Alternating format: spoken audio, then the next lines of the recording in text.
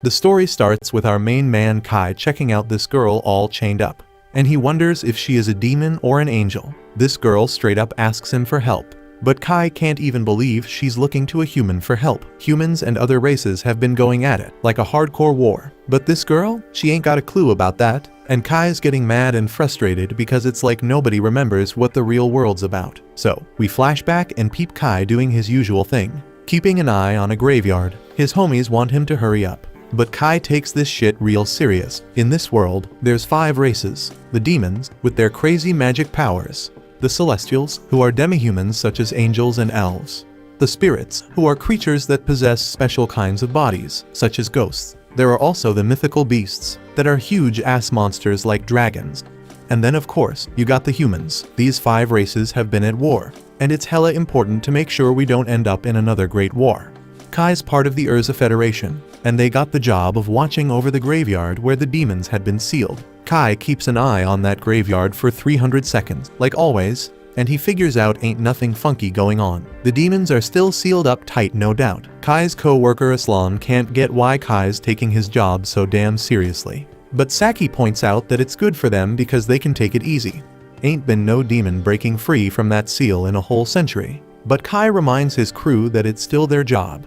There's 4 graveyards around the world, and Kai points out the folks in charge. They are taking their jobs just as serious, and that's because if a demon was to bust out, it would be straight up chaos. Kai's peeps wish he'd take it easy because it's been a while since a demon broke free. But Kai ain't letting his guard down. He declares that watching over that graveyard is his duty. Sometime later, we see Kai training hard. But they warned his ass, being a low-ranked soldier and messing with a mythical beast for training. That's some next-level danger. But Kai doesn't give a damn. He fights it anyway. Turns out his attacks don't do jack shit against that beast. Saki gets worried, so she shut off the hologram. And she's wishing Kai wouldn't push himself so damn far. But Kai thinks training would be pointless if he ain't risking it all. Saki actually admires Kai's determination. She thinks if he was around during the Great War, his name would be straight up legendary, like that prophet named Sid. But Kai can't see himself winning against those 4 heroes like Sid did. Saki breaks down each hero from the 4 races, and she can't even imagine what they would have done if they were still kicking it. Luckily, Prophet Sid was able to take them down using the shining sword given by some god named Salaka. There's mad proof that the 4 heroes existed, but there ain't no evidence of this Prophet Sid. There are no pictures or videos or nothing. Saki switches the topic because their friend Jean's getting promoted, and she wants to throw down a celebration. Jean's getting transferred to headquarters at just 17, making her the youngest person ever chosen. She's a freaking elite among elites, so they gotta hook her up with more than just a bouquet, like Aslan suggested. Right then, Kai gets a message from Jean, and Aslan reads it out loud. Jean wants to meet up with Kai, but she wants them to keep it on the low from Saki and Aslan. Kai tries to play it off, saying the message ain't really from Jean, but it's too late. And Aslan's wondering if Kai got some secret thing going on with Jean. They try to dig for more info, but Kai just decided to go for a run. Next morning, Kai meets up with Jean, and he's glad she actually showed up on time because she is usually late as hell. She wonders why Kai is all dressed up when he is off duty. So he explains he just came from his morning self-training, something he does every damn day. Jean wants him to roll with her while she goes gift shopping, and she says she looking for presents for Saki and Aslan. She knows they planning to get her something, so she want to give them something back. Jean says she probably won't see them again, but Kai assures her she gonna be back as a cadet after her transfer in like 2 years. Jean predicting that by then, Saki and Aslan gonna be done with their military service and living civilian life. Only she and Kai gonna still be in the military grind.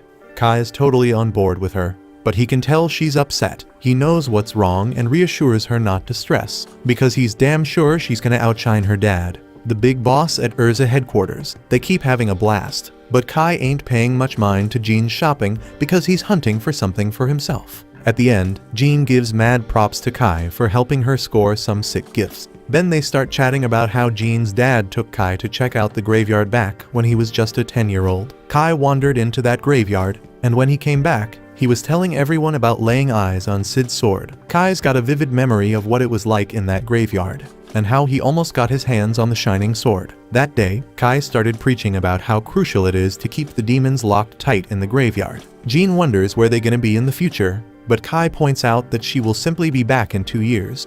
But that ain't what she's getting at, because she talking about what comes after.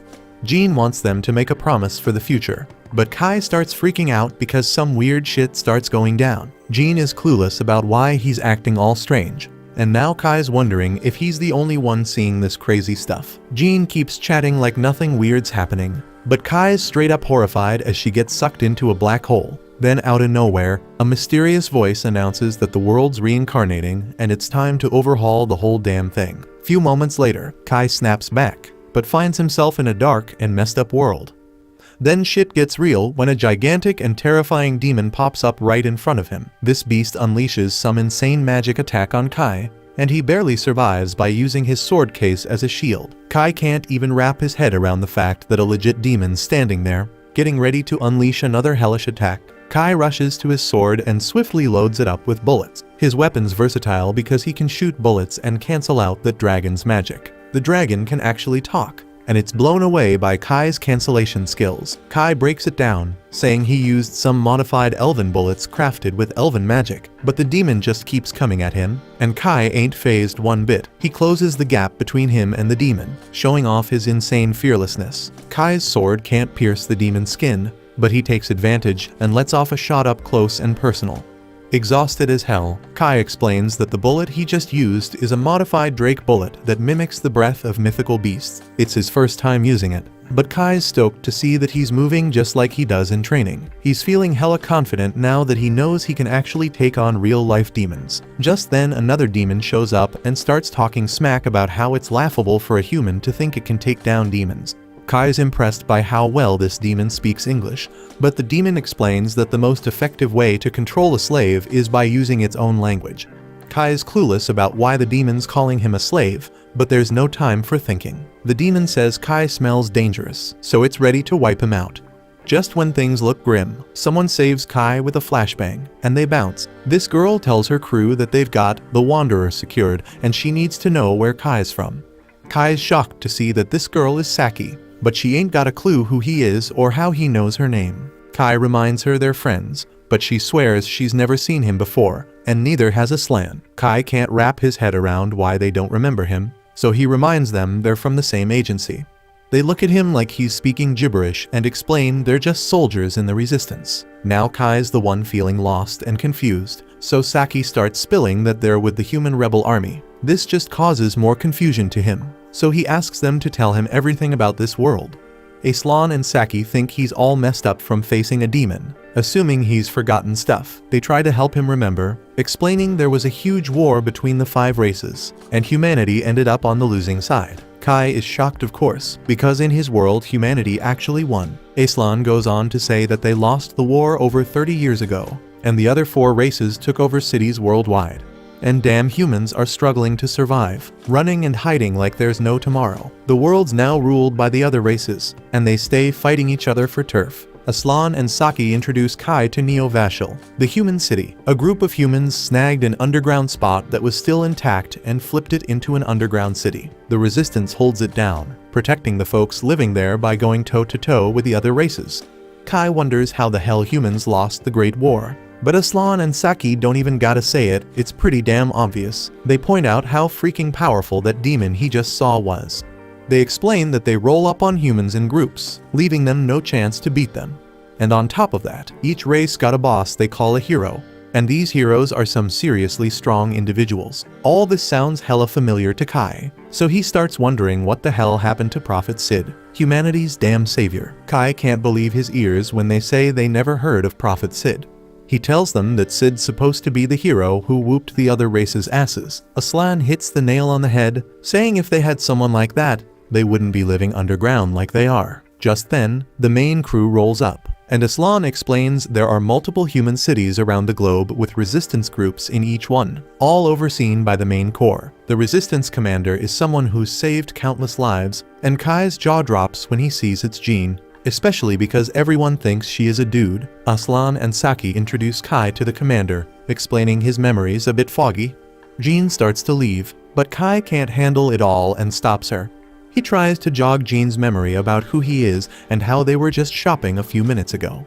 Jean's clueless and assumes he's got her mixed up with someone else. Kai can't even comprehend that she straight up doesn't know who he is, so he straight up asks her why she fronting like a dude. Jean's hella shocked to hear that, and Kai reminds her about how she wanted to outshine her dad as his daughter. Some soldier named Phelan steps in and Jean decides to leave. Kai's new crew's worried about him, telling him to get some rest. That night, Kai starts digging through some historical docs and realizes that the only records missing are the ones about himself and Prophet Sid. That's when it hits him. If Sid never existed and humans lost the Great War, then why the hell do the graveyards where the 4 races are sealed still exist? The next day, Kai asks Saki about the graveyards, but she's got no clue what he's talking about.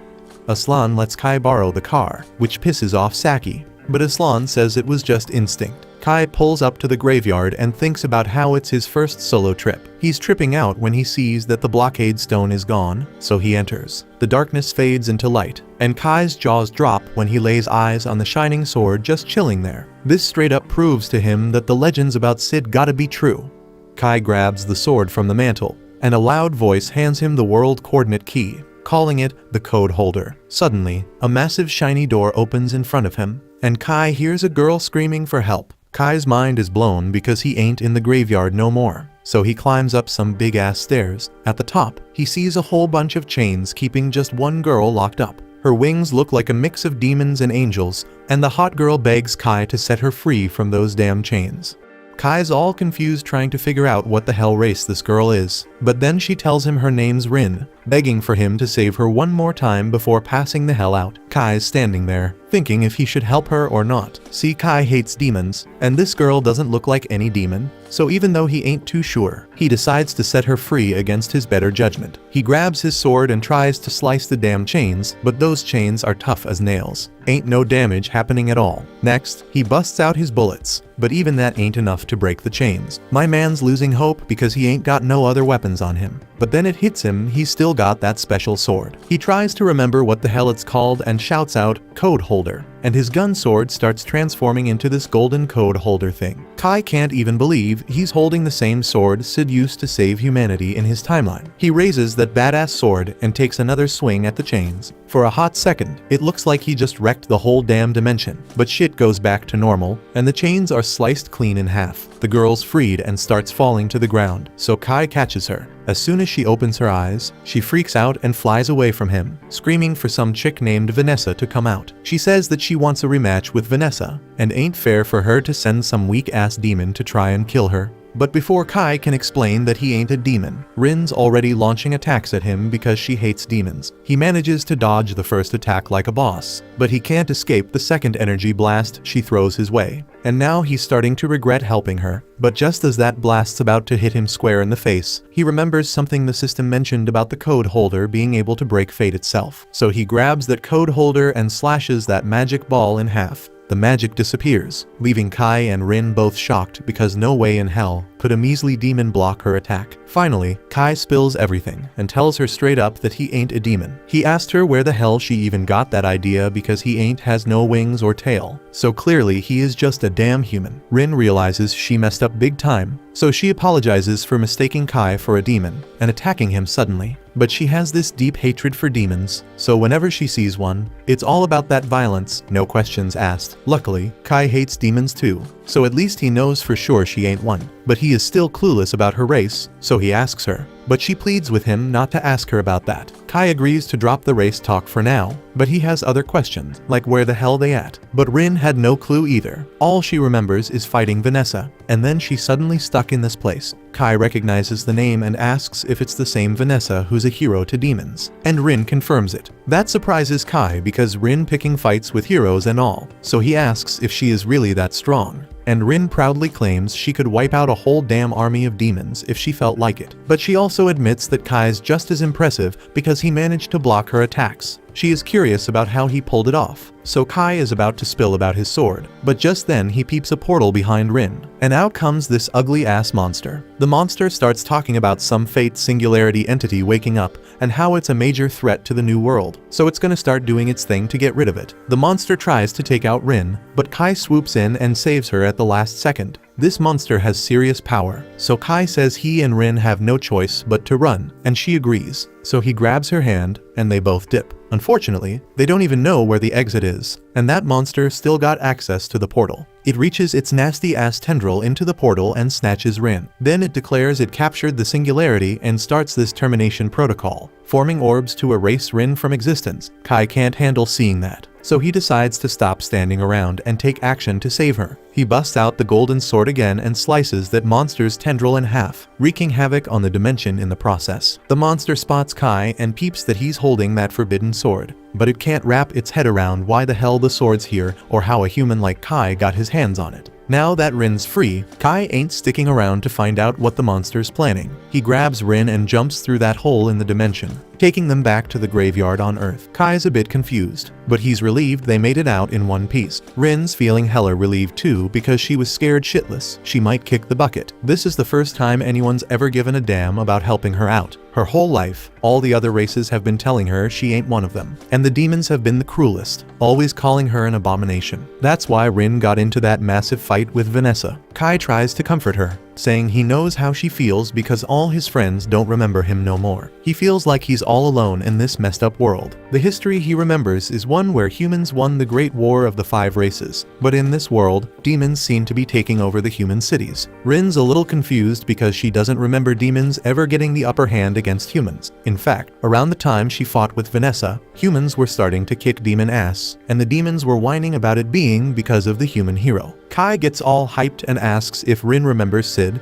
but she never got to meet him, so she can't say for sure. Kai realizes he might have overreacted, so he apologizes to Rin, but at least they know they come from the same past, so they gotta be connected somehow. Rin gets close to Kai and says he's the first person to ever stand by her side, and that shit makes her hella happy. A little while later, they bounce from the graveyard. Rin asks Kai what he plans on doing now, but before he can answer, Rin collapses from exhaustion. Kai's worried and figures it's because of that attack she took earlier, so he helps her up and says he's gonna head back to the city, and since she has no place to go, he invites her to stay with him while they're there. Rin ain't too sure about rolling to a human city because she doesn't trust people like that, so Kai asks her why, and she says she can't trust anyone except him because he saved her ass. He tells her she should trust that he'll keep her safe and asks her again to come with him. He lets her know she can bounce if she ain't feeling it. No hard feelings, so in the end Rin agrees to go with him. Back in Kai's house, Dude's lying on his bed while Rin's taking a shower, and he deadass exhausted from the drive back home.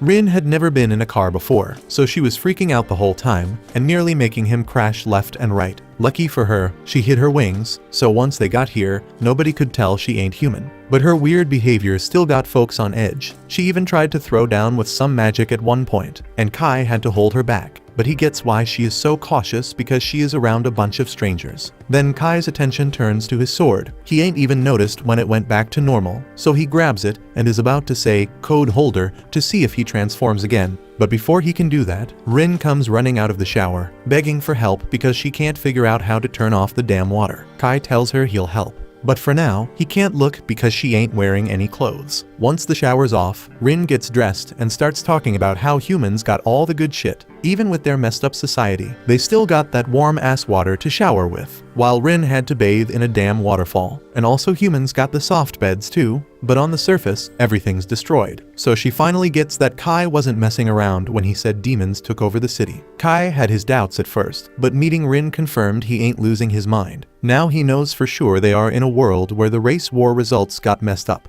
The real history is the one where Sid became the human hero. But in this reality, Dude never existed for some reason. Rin suggests they gotta find a way to escape this reality and get back to the old one. That's the solution to their problem. But Kai doesn't know if there's actually a way to make that happen. They hit the bed after that, but late in the night, Rin jolts awake and warns Kai about some strong-ass magic vibes, meaning the demons are launching an attack. Outside, the demons just busted through the city ceiling and going on a rampage. Kai already knew humanity was screwed in this messed up reality, but he didn't realize how damn helpless humans were against demons. Ain't no hero around to save them either. So Kai decides he gotta step up and take Sid's place for the sake of humanity. The defense units start blasting bullets at the demons, but they know the little bullets ain't gonna do shit. So Saki darts off to grab the machine gun, But right before she gets to it, a demon rolls up behind her, about to cast a spell. But at the last damn second, Kai jumps in and saves her, knocking that demon to the floor. He tells Saki to use water against the demons because if they soak that shit up, they'll get too heavy to fly.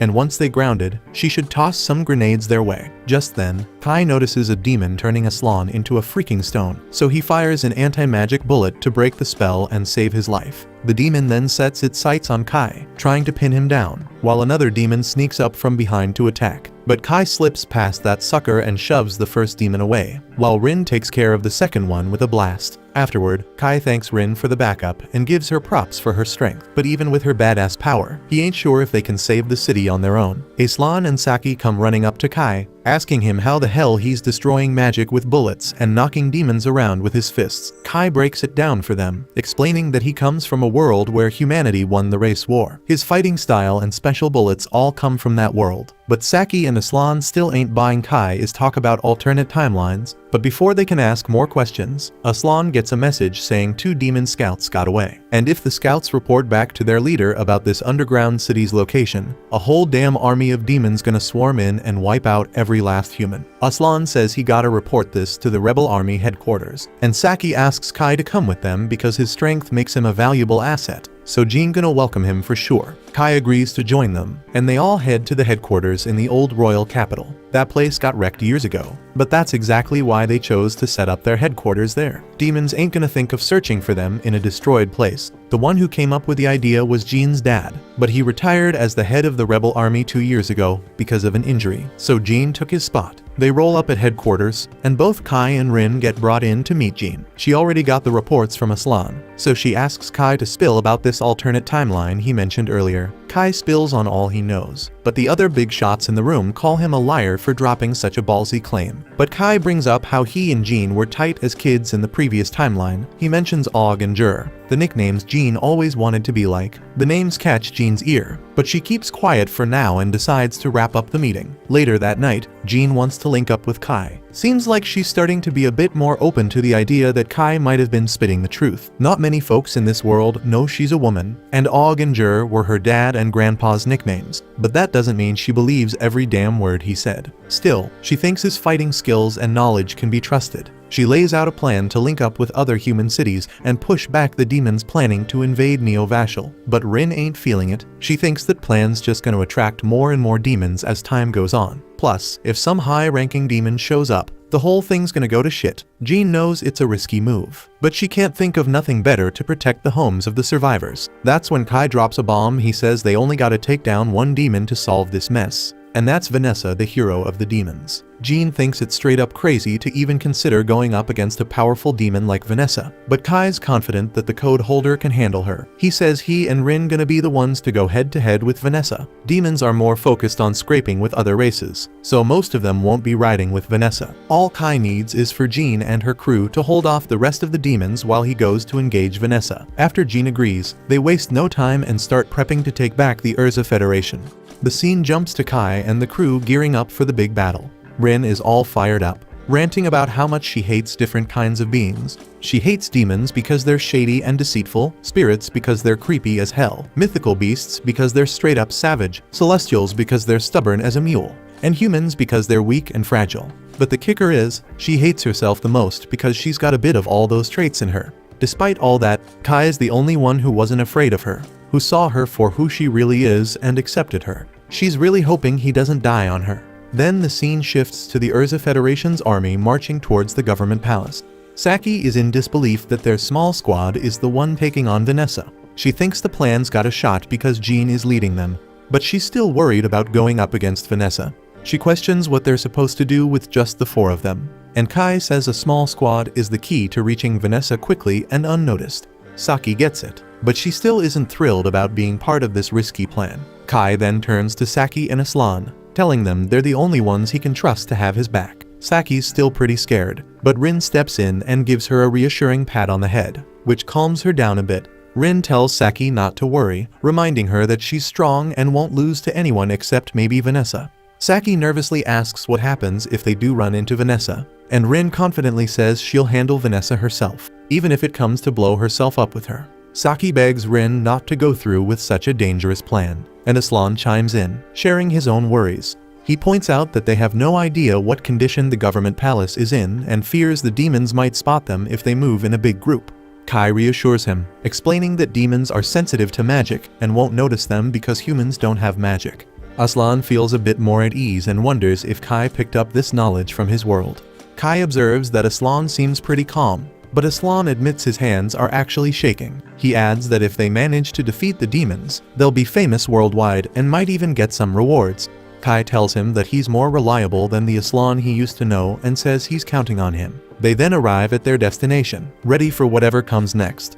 Jean gives a speech to boost the morale of the soldiers. She knows some of them might be worried because of the short preparation time, but she reminds them how long they've been fighting. She tells them all that fighting was just the build-up for today. They've only been nurturing their spirit and will to fight for so long, but now it's time to strike back and make their voices heard.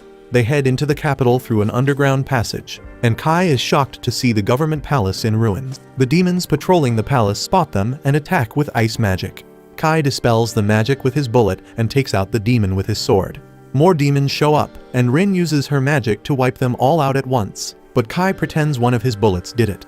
Aslan and Saki are surprised to see he has a bullet this powerful, and Kai tells them it's his strongest bullet. He then asks Rin if she can sense Vanessa, and she finds out Vanessa is on the top floor. Kai tells Jean he'll go look for the demon hero, starting with the top floor on the north side. Jean says she'll go with him part of the way, but Phelan informs them the stairs on the north side are collapsed, so they should use the ones on the south side. Jean understands and orders a group of soldiers to stay put and not let any demons into the government palace. She orders another group to rescue the prisoners from underground, and her group takes the emergency stairs on the south side. On the way, Phelan asks Kai about the lightning attack from earlier, realizing he wasn't responsible since she never saw him pull the trigger, and she figures out it was Rin's doing. Jean then asks Kai if he's still up for fighting Vanessa alone, and he says he is. She then informs him the demon should be gathering soon, and Rin then notices an imp summoning a large demon on their way up. They're too late to stop it, and it summons the demon. The demon grabs one of the soldiers, but Phelan saves him, telling the others to go on ahead while she deals with this small fry. They leave her behind to handle the demon, and outside, the group of soldiers are also fighting some demons, and the second group saves the captives, and Jean and the others head into a room. Jean gets hit by a powerful lightning attack as soon as she walks in, but she's totally fine. Rin notices she's wearing an elven garment and Jean explains it's a magic item called the Sacred Light Garment, which they got from an elven village. Jean says this is the best thing for magic resistance. She tells them her forces will handle the demon and tells them to move on. Kai and his group move forward and put on some armbands. Saki is surprised to learn these armbands will keep them hidden from demons and wonders how they work. Rin tries to explain its barrier magic, but Kai warns her not to.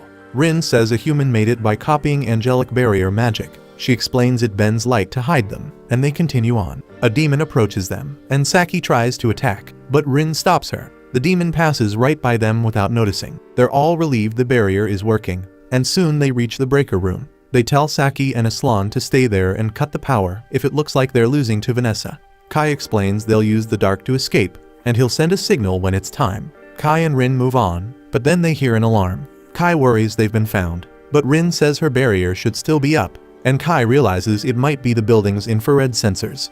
They keep going and spot some demons waiting for them. One demon says that human machines come in handy sometimes, revealing that the demons use the surveillance system to track them. Kai asks if this demon maintains the system, and he learns that Vanessa suggested using it. Since the slaves handle maintenance, it's hassle-free, and the demon hero is pleased with the invasion. The demon is curious why they'd risk a suicidal mission. Kai asks him to lead them to Vanessa, but the demon says he'll use them for his own amusement. He and the other demons then attack Kai, but Rin quickly flies him out of the way and takes him to the stairs leading to the next floor. She blocks off the demons and tells Kai to go ahead while she handles them. Kai isn't happy with this plan, but has no choice, so he moves forward. The demons then catch the scent of every race coming from Rin, and they're confused about what she is. Rin says she doesn't know and admits she hates demons. Then she gets ready to attack them with her magic. Kai then finds Vanessa's room and is surprised to see that the demon hero is a hot succubus. We then cut to Jean battling the demon from earlier, with the others backing her up with gunfire. Jean tries to strike the demon, but he grabs her sword and attacks her with fire magic. Her elven garment protects her, and the demon realizes this. Jean's sword then transforms into a bow, and she uses it to take down the demon. Before dying, the demon notices that Jean is using angelic and elven magic items and warns her that these items will drain her life force because humans can't use magic properly. Jean finishes him off and says she chose death willingly. She explains that's the kind of resolve a human needs to defeat demons. Another demon drops down from above to attack Jean, but Phelan swoops in to save her. The demon recognizes Phelan and wonders if she's the Dragonar who wields a drake named Fong. Phelan denies it, and Jean hopes things are going well on the top floor. The scene shifts to the top floor, where Vanessa asks Kai if he's not surprised that the strongest demon is a succubus. Kai says he's not surprised at all, and Vanessa finds him interesting. She mentions she wanted to charm him into becoming her slave, but didn't expect his reaction. She asks if he's the commander who uses the elven garment, but Kai says he's not, he's just an outsider. Kai says he's from a world where she was defeated, but Vanessa tells him no such world exists. Kai doesn't care if she believes him or not. He explains he ended up in this world against his will, and that, according to the history he remembers, the Great War of the Five Races ended years ago. Vanessa asks Kai which race managed to defeat her, and she's amused to find out it was the humans. She wants to know which human did it, and Kai tells her it was Sid. The name triggers some memories for Vanessa, but she quickly pushes them aside and tries to use her magic on Kai. But Kai cancels her spell. Kai then attacks, only to discover it's an illusion. Vanessa strikes from behind, but he dodges. She notices his weapon is unusual and realizes it must be from his old world. Kai asks if she believes him now, but she dismisses him as arrogant and hits him with a powerful flame spell. He deflects the attack, surprising her. Vanessa then unleashes a spell meant to destroy any race. The spell shakes the entire building, but Kai uses Code Holder to protect himself, leaving Vanessa amazed that he's still standing. Vanessa asks about the sword Kai is holding, but he doesn't answer. Suddenly, Rin hits Vanessa with a lightning spell.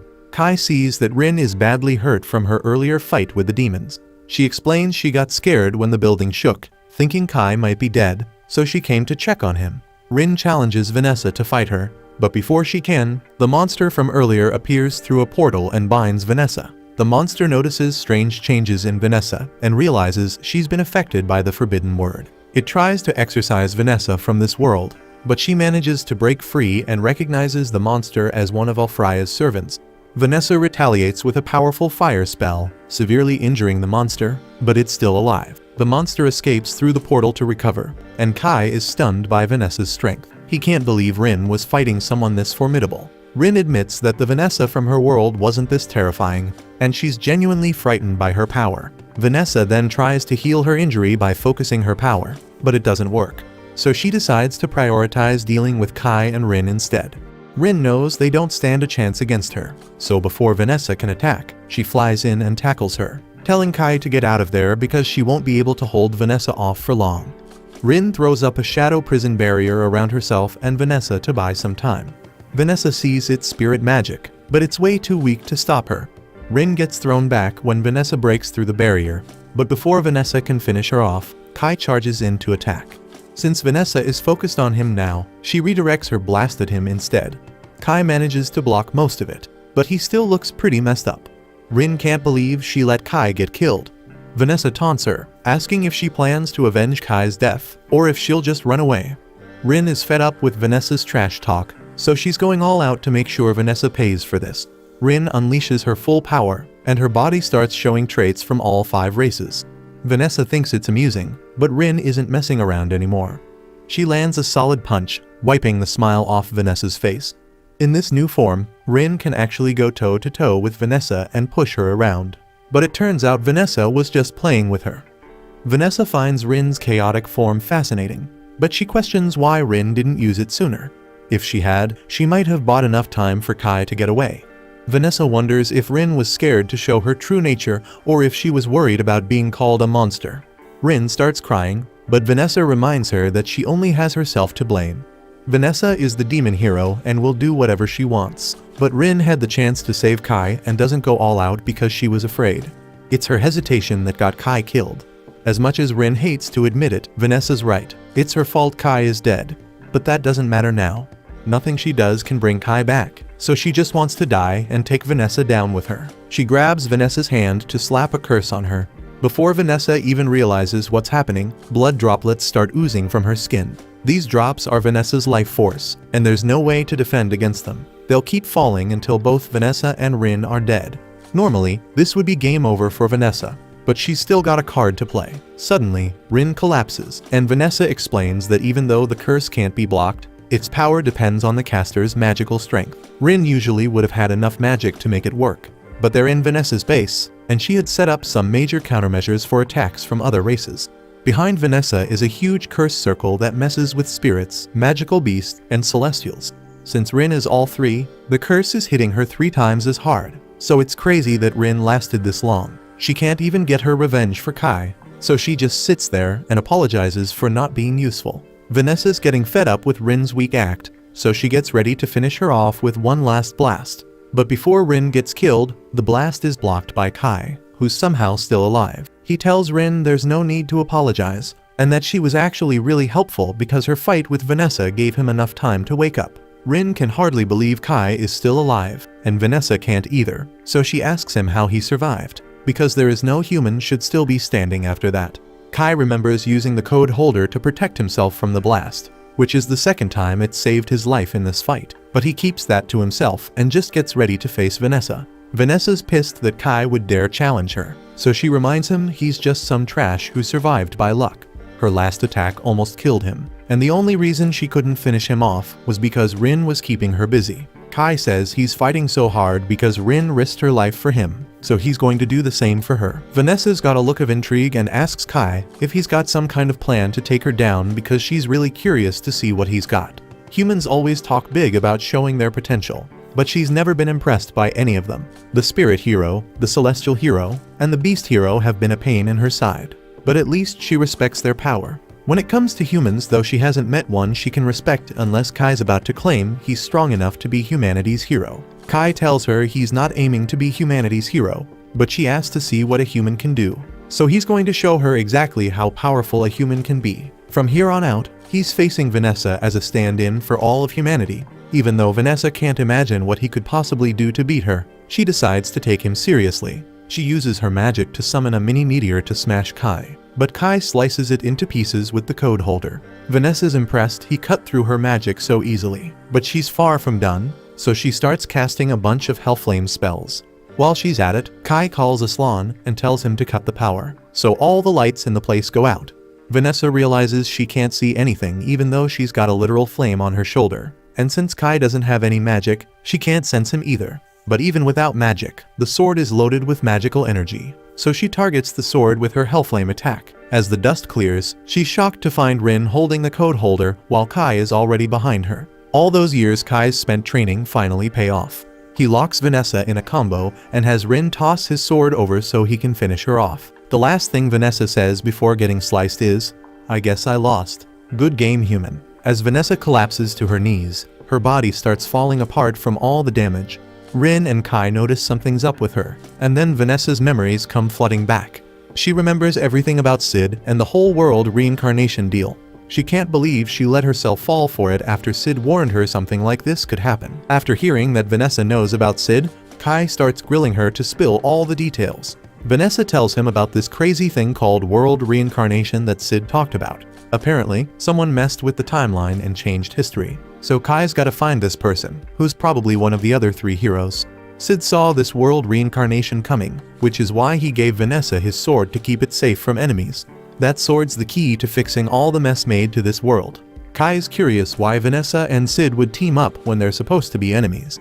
Vanessa explains that she did fight Sid once, but he earned her respect as a serious fighter, and they ended up working together. There's a lot about the old world Kai doesn't know, so Vanessa warns him to watch out for the Zero Code. It's some seriously tricky magic. On top of that, Vanessa tells Kai he did a damn good job against her, and she was really impressed. From his plan to use the darkness, to his guts and combat skills, she now gets what he means by human spirit. Even though she's pissed about losing, she'd love to face him again, and if they meet up next time, she's planning to have a lot more fun with him, but as a succubus. Kai is kinda speechless after what Vanessa just said, but the fight's exhaustion hits him, and he ends up dropping to his knees.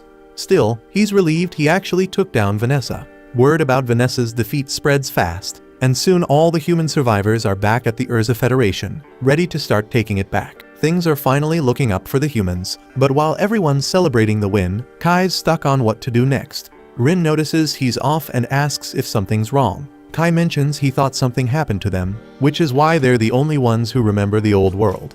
But if Vanessa's right, then it's actually the other way around. The world got flipped upside down, and somehow they're the only ones who stayed the same. Rin's saying she wants things to go back to how they were because this new world freaks her out, and Kai's on the same page, but he's got no clue how they'll set everything straight. Just then, Jean rolls up to Kai and Rin to show her thanks.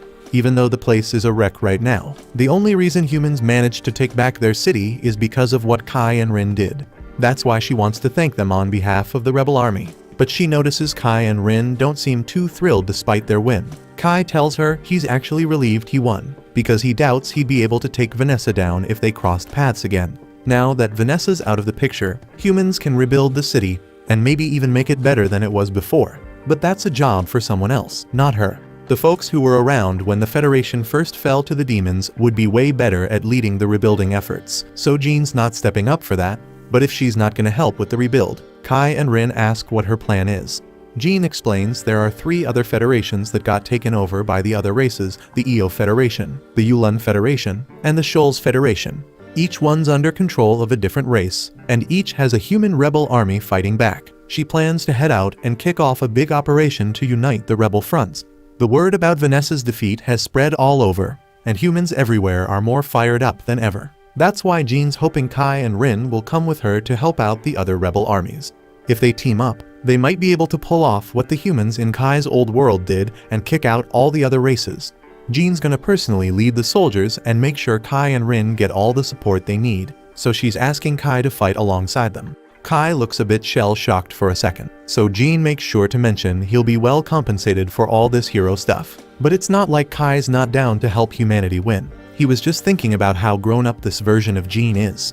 In his old world, Jean was amazing, but had this kid side too, like calling him up during his training, dragging him on shopping trips, and stressing over her future with friends. But it's hard to picture this Jean doing any of that. Kai agrees to team up with Jean to fight the other races and free humanity. He reaches out his hand for a handshake, and they seal the deal.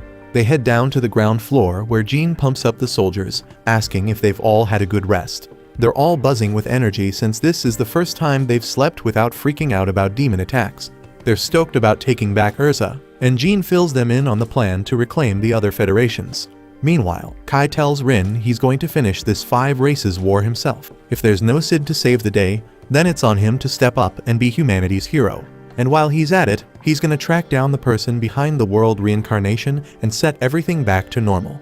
Afterward, Rin finds herself dreaming about the time she was desperately fleeing from that monster we saw earlier, with Cid by her side, offering some cryptic advice. She wakes up, and we see she's in a car, headed straight for the Eo Federation. Aslan is floored that they're already on another mission, when they've barely had time to catch their breath after defeating the demons. So Saki tells him they don't have much choice. Requests for help are pouring in from other countries, and Jean is their last hope.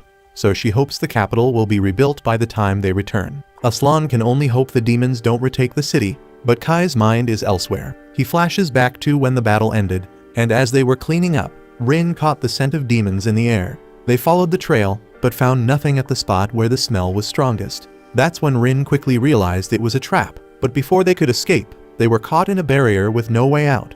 That's when Vanessa's sister showed up, launching an attack, but the badass Kai cut through her assault with Code Holder. She then made another move, but Rin shut her down, and Kai asked her straight up what she wanted. So she casually introduced herself as Heinmerl the Succubus, and Kai immediately felt the heavy pressure she was giving off just as intense as Vanessa's. She admitted she was shocked that her sister had been taken down by a mere human, saying it must have taken a string of miracles to pull it off. But if she'd been at the royal capital at the time, he wouldn't have stood a chance. Then when Kai asked if she was there to avenge her sister, Heinmerl simply laughed. She admitted that she did love her sister. But now that Vanessa was out of the picture, she is now the new top dog. In fact, she was grateful to him, so she let him in on a little secret. The demons could easily retake the capital if they wanted, but they're letting the humans hold on to it for now. She suggested both sides should take a breather from the war, and Kai realized what she was hinting at. Pushing the fight any further would leave them open to attacks from the other races. Heinmerl offered a deal. The humans could keep the royal capital, but in exchange, all other territories would belong to the demons. She asked if Kai agreed to the truce, and he assured her that he'd pass the message along to his commander. But Heinmeril wasn't done. She subtly pushed Kai to go after the other 3 races, clearly hoping they'd all wipe each other out. She even teased that she'd reward him with a kiss if he succeeded. Kai is unimpressed and makes it clear he isn't interested, but she leaves him with a parting shot, saying she'd take what she wanted by force someday. As she departed, she warned him to watch out for Elfraya, who'd been acting strange lately, especially if they were planning to take on the Celestials next. Back in the present, Kai gathers the team, telling them that they need to leave the reconstruction efforts to others. Their mission now is to join forces with the EO Federation's rebel army and take down the Celestials. Saki recalls that the Celestials are an alliance of elves, dwarves, fairies, and angels. Kai adds that these beings are even more devious and cunning than humans. They're masters at crafting powerful magical items for battle, and if demons are considered monsters, then Celestials are basically humans with a terrifying upgrade. Jean then announces over the comms that they're approaching the halfway point on the highway, and the rest stop is just 2 kilometers away. It hasn't been maintained in years, but it should be good enough for a quick break. Suddenly, Rin spots something and urgently asks Aslan to open the top hatch. She peers out and spots a dragon soaring above. Aslan finds this strange, considering they're supposed to be in demon territory, but Kai quickly alerts everyone. Jean orders the convoy to speed up and try to outrun the dragon, but it's no use, the beast is too fast. Then the soldiers take aim and fire on Jean's command, but the bullets barely scratch the dragon's scales, and the creature destroys 2 of their vehicles. Then Rin unleashes her lightning magic on the dragon, while Kai plays it off as one of his shots, and together they manage to drive the creature away. Jean then orders all vehicles to stop and tend to the soldiers who were attacked by the dragon. The scene shifts to the soldiers at camp, where the injured are getting treated. Rin and Kai have a tent all to themselves, and Kai can't help but feel a bit guilty for taking up so much space. He suggests that Rin could sleep in the tent for female soldiers, but Rin isn't keen on the idea. So Kai quickly realizes that she'd feel uneasy being surrounded by so many humans. Just then, Rin tells Kai that Jean is on her way, and sure enough, Jean and Phelan step into the tent. Kai, puzzled, asks why they're here, and Jean explains that this is the tent for commanding officers, with the 2 of them serving as her bodyguards. Kai is taken aback, and Phelan pulls him aside for a private word. Outside, she tells him she'll be standing guard outside the camp all night, while he's responsible for the inside. She also points out that people might realize Jean is a woman if she stays with her. Kai agrees, and Phelan informs him that Jean will be removing her armor when she's about to sleep, leaving her in light attire. So she gives him a stern warning not to get any funny ideas, and Kai assures her that he won't. Phelan then entrusts him to take care of Jean. Back inside, Kai sees Rin giving Jean a massage, which Jean is clearly enjoying, even promising to return the favor later. Watching this, Kai muses that pretending to be a man must be tough, and Jean quips that he'll only understand when he has to pretend to be a woman. Kai then brings up the dragon they encountered, admitting he hadn't expected such a mythical beast to appear in the Urza Federation. Jean speculates that they might be scouting the area after Vanessa's defeat, but she reassures him that the capital is well defended. She then casually mentions that she tosses and turns in her sleep and apologizes in advance if she kicks him during the night.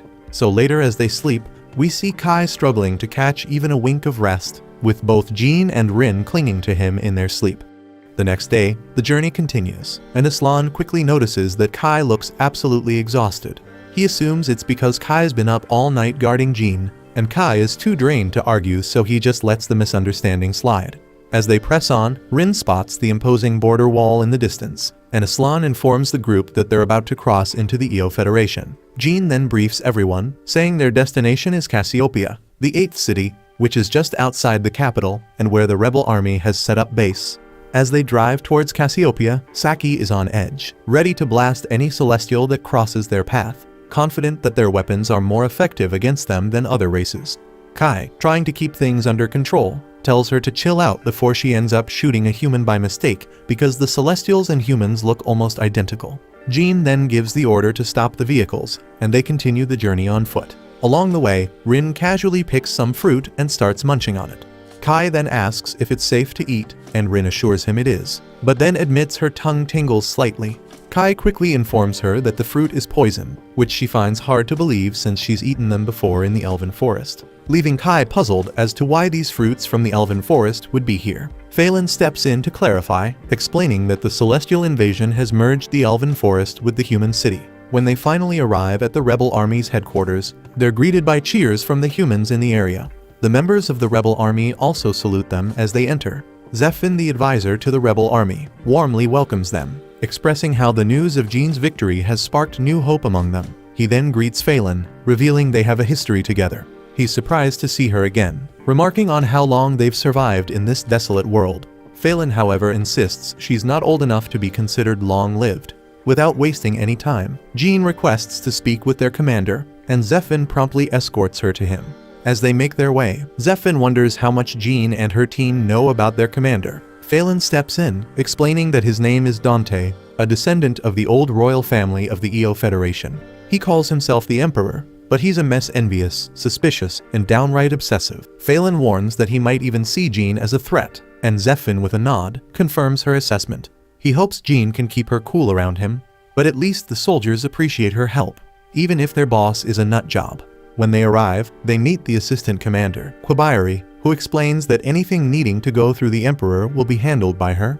Rin feels something off about Quabayari, but keeps it to herself for now. Finally, they come face to face with Dante, and Jean introduces herself, but Dante immediately questions why she's late, saying she was supposed to arrive that morning. Jean explains that they encountered a dragon on the way and had to stop to treat the wounded, but Dante couldn't care less about her excuses. He coldly asks why she's even here. Does she plan to hog more glory after her victory at Urza Federation and take over EO Federation too? But Jean calmly clarifies that she's here because they asked for her help. Dante then reveals that it was his subordinates who requested assistance without his consent. Jean figures that Dante doesn't want to be ruled by the Celestials, and he grudgingly agrees. She cuts straight to the point, telling him that chasing after glory is pointless right now. If he wants honors, he needs to start acting like he deserves them, because in the end, it's the soldiers who decide who gets praised. She adds that if he steps up and leads like a true commander, the people will respect and praise him. Dante, however, is shocked and more than a little insulted that she would dare give him advice. The scene shifts to a strategy meeting between Jean's forces and the rebel army. Zephyr lays out the situation, explaining how the angels, fairies, dwarves, and elves are spread across the land, but admits that these areas are uncharted territory for humans. Jean quickly realizes this means they have no clue where the celestial hero is hiding, so she boldly offers to lead the search herself. She asks Dante for permission to borrow some elite soldiers, but Dante shuts her down, claiming it's foolish for a general to be on the front lines. Jean is undeterred and responds that she's willing to put her life on the line for the soldiers who are fighting for these lands, inspiring the rebel troops with her words. Later that night, we catch Rin getting Aslan to cook something unique. The dish looks so horrid that Aslan seriously doubts whether it's even safe to eat. Rin assures him she's had it before, but Aslan remains skeptical. Meanwhile, Aslan casually asks Kai if he noticed Quabayari during the meeting, commenting on her beauty, and Kai is surprised to see that Rin is also curious about Quabayari. The next day, Jean is out scouting the elven forest with a rebel army. While back at the camp, the Emperor is grumbling about how reckless Jean is for scouting herself. Quabayari agrees, saying that a general should stay in the camp and command the army. Dante is paranoid about Jean's growing influence and worries that she's swaying the soldiers with her boldness. Quabayari, however, reassures him that there's no need for the Emperor to worry about this, so he says that Quabayari is the only true subordinate to him, and Quabayari secretly smirks at how gullible Dante is. When Jean returns from her scouting mission, she immediately starts drafting a map based on her findings. Kai notices that Phelan was worried sick about Jean, and when Jean brushes it off, Phelan's anger bubbles up, and she warns Jean that a serious lecture is coming her way later. After the strategy meeting, Jean lays out the details of her scouting mission, revealing that they've managed to identify the patrol routes of the elves. She outlines the next steps: continued exploration and the development of an invasion strategy. She asks for everyone's cooperation, and the soldiers are eager to work with her. Once the meeting wraps up, Rin impatiently asks Kai when they'll get to fight the angels and elves. Kai explains that they'll engage only after they're fully prepared, and Jean cautions that the Celestials are cunning. Rin isn't thrilled by the delay, but Kai reminds her that they'll need her strength when facing Halfraya. Rin then notices that Quabayari and Dante are conspicuously absent, and Kai speculates that they're not too keen on leading from the front lines. Meanwhile, Dante is fuming over Jean's growing success, so Quabayari hands him a piece of paper, suggesting that they need to accomplish something even more impressive to regain the upper hand. She tells Dante that achieving this will solidify his position again, and Dante laughs as he reads the plan. He then informs Zeffin that he plans to personally lead the soldiers into the elven forest, intending to capture elves and angels as prisoners of war. Zeffin is taken aback, doubting the feasibility of this plan, but Dante arrogantly reassures him, revealing that he already has a flying column deep in the forest. He declares that they're leaving immediately, but Zeffin tries to caution him, pointing out that this could mess up their coordination with the Ursa rebel army. But Dante is too full of himself to care and cuts him off, and orders Zeffin to keep his mouth shut and not share this intel with the Ursa rebels army. As Jean and her team return from yet another meeting, Rin pulls them aside, expressing her suspicion that Quabayri might not be human, and elsewhere, we're shown the aftermath of a crushed rebel army. Above the scene, a castle hovers ominously, and inside, Alfraya informs the dwarves and elves that the angels plan to sever ties with them. They're stunned by the news, and they curious ask about the monstrous figure lurking behind Alfraya, but he offers no explanation. Alfraya then launches an attack on the elves, but the Elven Grand Elder meets his assault head-on. Despite her best efforts, her power is no match for his, and Alfraya swiftly traps her within a crystal prison. The force of his attack creates a whirlwind, sending the Elven Shrine Maiden tumbling from the castle down into the depths of the Elven forest. After some time, the Shrine Maiden awakens in her home. The other elves, sensing her consciousness, telepathically bombard her with questions about the Elder's fate. She urges them to stay calm and instructs them to gather everyone elves, fairies, and even dwarves. Her request leaves the other elves stunned. They can't quite grasp what Shrine Maiden Rewritten has in mind. One of the elves then nervously inquires about the captured humans, and Rewritten realizes this isn't the moment to handle them. But suddenly she comes up with a plan. The scene shifts to Jean and her forces in the Elven forest, and Phelan reports that they haven't had any contact with Dante since the previous morning, and his current whereabouts are a mystery. Jean is baffled that Dante would venture into the perilous Elven forest, knowing full well the risks involved. Kai speculates that someone might have set this in motion, pointing the finger at Quabayri. He suggests that she might be an elven spy, noting how easily elves can pass as humans by merely concealing their ears. Jean then starts to worry that there might be other traitors lurking within the EO rebel army just like Quabayri. If that's the case, they'll need to investigate the situation themselves. Phelan then turns to Aslan and Saki, asking for a status report on their rear flank. They reassure her that everything seems normal, and she orders them to defend the rear at all costs. Jean expresses her trust in them, reminding them that they were part of the unit that faced Vanessa. Then, as they press forward, Phelan spots some broken guns scattered around and deduces that they belong to the EO rebel army. She realizes they must have fallen victim to a trap magic circle hidden in the trees.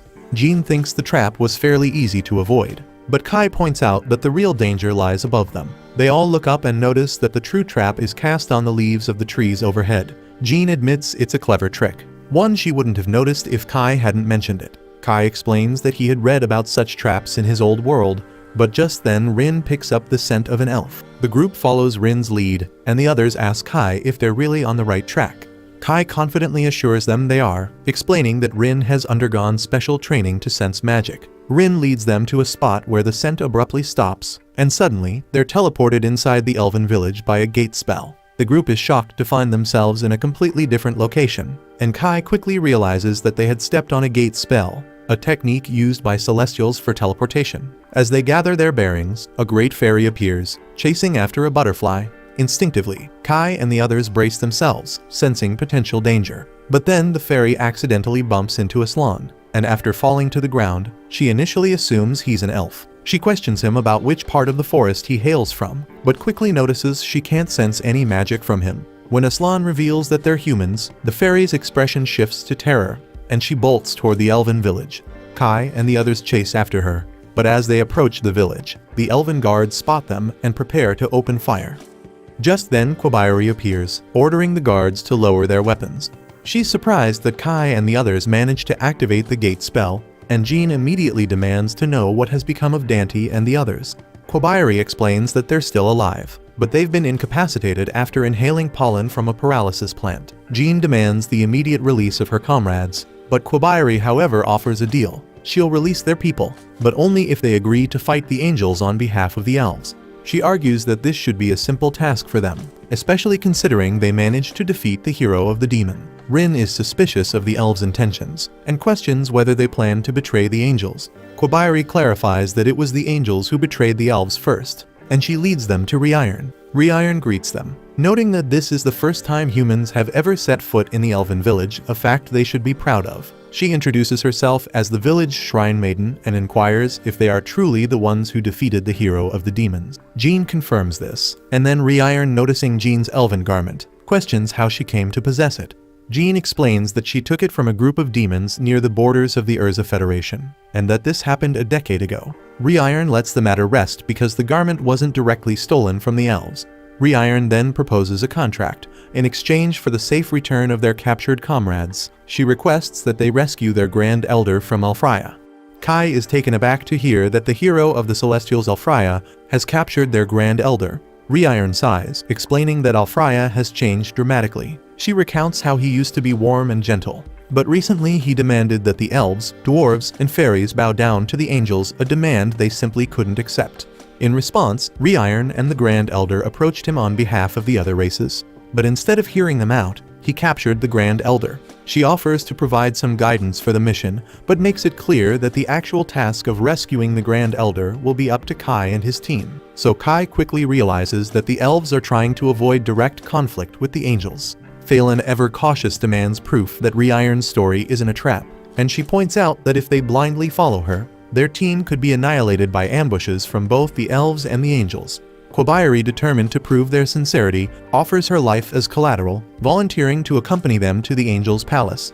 She states that they can kill her at any point if they suspect treachery, but Phelan dismisses this offer. Phelan argues that Kobayari's life isn't worth the 6 of theirs, nor the 20 hostages they have. She demands either more lives on their side, or a more valuable life to wager. Rewritten, seeing the seriousness of Phelan's request, agrees to accompany them herself. Kobayari immediately advises against this, but Rewritten insists. She calmly states that if Jean and her team feel something is amiss, they are free to take her life. Jean agrees to these terms, though Kobayari continues to caution Rewritten.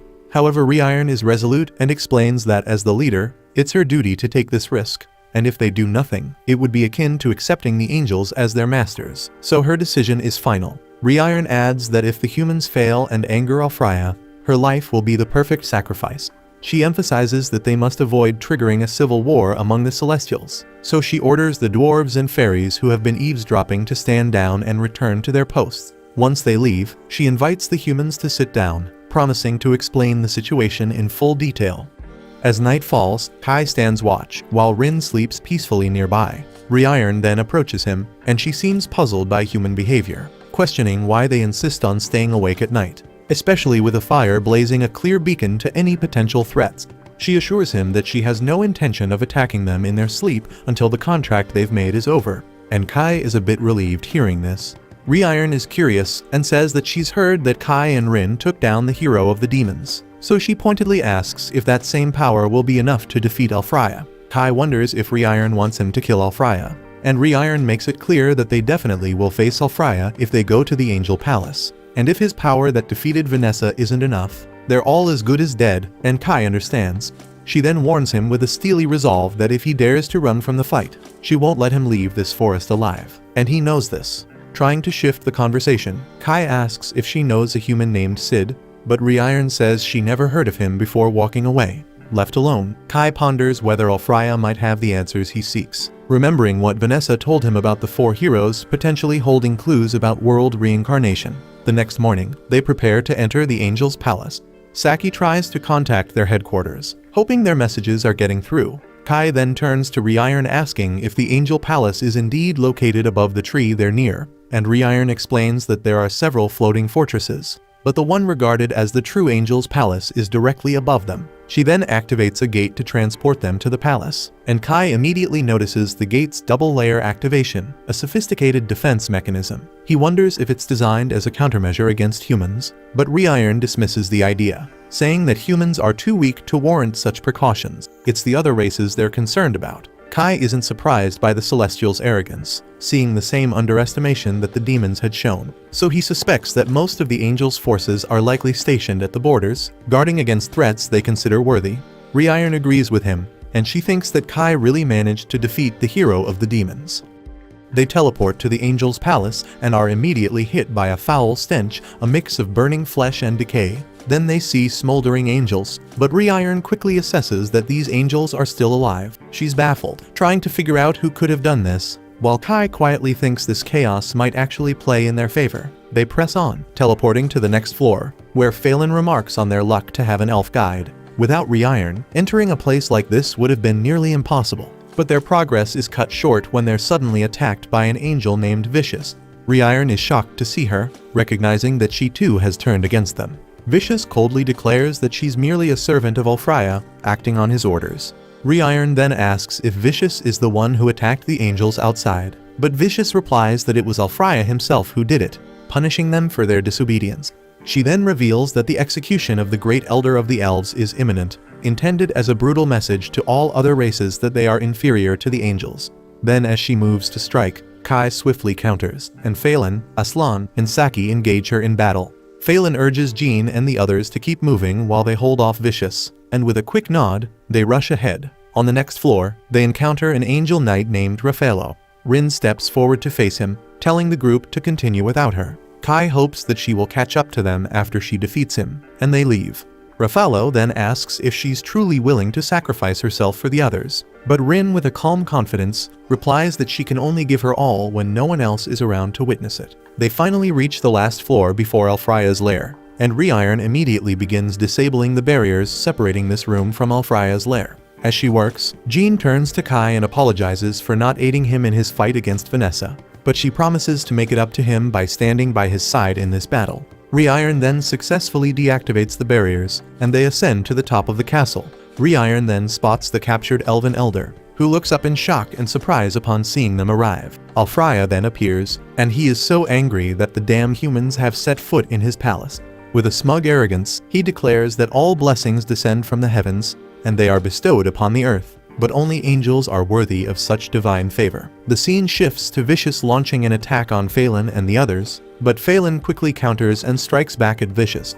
Vicious then realizes that Phelan's sword is forged from Drake's fang, and she remarks that she's heard the power of a drake erupts with impact. Phelan is taken aback by Vicious's knowledge, and Vicious nonchalantly explains that the Celestials excel at creating such magical items, so it's only natural they'd know. Phelan retorts that their lord is trying to enslave the very Celestials who create these items, and she thinks he must be pretty damn arrogant. But Vicious coldly tells her that mere humans can't even begin to comprehend their lord's intentions. We then cut to Rin battling Raffaello, and Raffaello is buried under a pile of rubble, clearly stunned that Rin was able to shatter his divine guard so easily. He acknowledges that she's a real threat, but Rin knows her attacks aren't doing much damage. She can't stand how calm and collected he is, and she thinks all angels are the same, always looking down on others. She points out that this is probably why the elves, fairies, and dwarves seem inferior to them. So Raffaello, curious, asks what species she belongs to, and she coldly replies that she doesn't know, nor does she care. As long as Kai stays by her side, it doesn't matter. Meanwhile, at the top of the castle, Ulfriah declares that he's about to execute the Elven Grand Elder. Then Reiron suddenly recalls the time she spent with Ulfriah as a child, and she furiously tells him that he has no right to lead the Celestials. She declares she's going to kill him and charges, but he strikes her with a red blade. So Kai intervenes with Code Holder to protect Reiron, and Ulfriah shockingly questions if Kai is truly human. He asks if he's an elf masquerading as a human, to which Kai coolly replies that he's just a human. Ulfriah can't wrap his mind around why a human would risk their neck for an elf, but Kai calmly explains that if something happens to Reiron, the elves are going to hold a grudge from humans, so it only makes sense to help her. Ulfriah skeptically tells him that both he and the elf would have been toast if his judgment had been even slightly off, and he's baffled that Kai would risk his life for an elf. Then notices something odd about Kai's weapon. Kai proudly reveals that this sword was powerful enough to take down Vanessa, the hero of the demons, and it might even give Ulfriah a seat next to her in hell. Hearing this, Ulfriah is amused and can't believe the so-called foolish demon hero actually lost to a human. But Kai fires back, questioning if Ulfriah's really in a position to call anyone a fool because, unlike him, Vanessa wasn't busy trying to kill her own people. Ulfriah, with a superior tone, states that what he does with his subordinates is his business and declares that he is the noblest, the brightest star in existence. And he adds that he has no interest in keeping subordinates who don't obey. Jean, unimpressed, calls out his narrow-mindedness and takes a shot at him with an arrow. Though Alfraya manages to block the attack, she still scratches him, prompting him to ask if she even understands what it means to wield an elven weapon. Jean, unfazed, tells him she doesn't mind draining her life away. Kai, confused, wonders what she means, but Jean brushes it off, saying she'll explain later. Because for now she's focused on taking down this arrogant angel, and Alfraya with disdain declares that they're just throwing their lives away. He then rings a bell, summoning a thunder spell aimed at Jean, but her elven garment effortlessly shields her. Alfraya is visibly shocked, and Jean calmly explains that her garment can handle any magic, even from a so-called hero. Alfraya is enraged and declares it unforgivable for a human to wear elven garments and wield celestial items, launching an even more powerful thunder attack at them. Rewritten quickly uses the third form of her magic item to shield everyone, leaving Kai impressed. She explains that she doesn't want to owe the humans anything, and Kai starts strategizing, thinking that their best shot at winning this is to turn it into a 4-against-1 fight. Rewritten quickly realizes that freeing the Grand Elder is the top priority, and she and Kai make a beeline towards the sealed Grand Elder. But before they can get too far, Alfraya hurls a spear their way. Kai steps in, deflecting the attack, and remarks that Alfraya seriously underestimates humans. Rewritten then attempts to use one of the elven treasures to break the seal on the Grand Elder, but to her shock, the treasured sword doesn't even leave a scratch. Rewritten is stunned and reflects on the battle so far. Alfraya has been using a bell that summons thunder, a spear that easily cuts through her barriers, a casket that seals away their Grand Elder, and a baton that conjures a red blade. She can't fathom how he's managing to wield all these magic items simultaneously, and even if he is a hero, it should be draining a ton of magic. She's left wondering what kind of power could possibly be fueling him, and whether this power is what caused his sudden change. But Alfraya, with a chilling calm, tells her that he hasn't changed at all. He's just thrilled to have gained a new subordinate who can replace the other Celestials. Then, without missing a beat, he summons one of the last risers, introducing her as his new subordinate. Meanwhile, the scene shifts to Rin locked in battle with Raffaello. She launches an attack, but he dodges effortlessly, so he wonders if this is all she's got. But Rin knows he's holding back. He then tries to strike her with his hammer, but this only fuels her with anger, so she channels all her power into one devastating blow to his face, shattering his helmet. Elsewhere, Phelan faces off against Vicious. She instructs Saki and Aslan to target Vicious's wings. They try, but Vicious skillfully dodges their attacks, and then Aslan throws a grenade at her. But she also dodges that shit with ease. But Phelan seizes the moment and manages to strike Vicious's wings, knowing they are the source of her magic. Vicious is taken aback, wondering how Phelan figured it out. Phelan calmly reveals that she got the tip from a man who claims to be from another world, and Vicious then concedes defeat. Then we see that Raffaello also surrenders, and tells Rin to go ahead, hinting that she might be the one with the power to free the Grand Elder. Rin can't help but wonder if he threw the fight on purpose, but Raffaello stays tight-lipped, simply stating that both he and Vicious have been waiting for this moment ever since Alfraya first changed.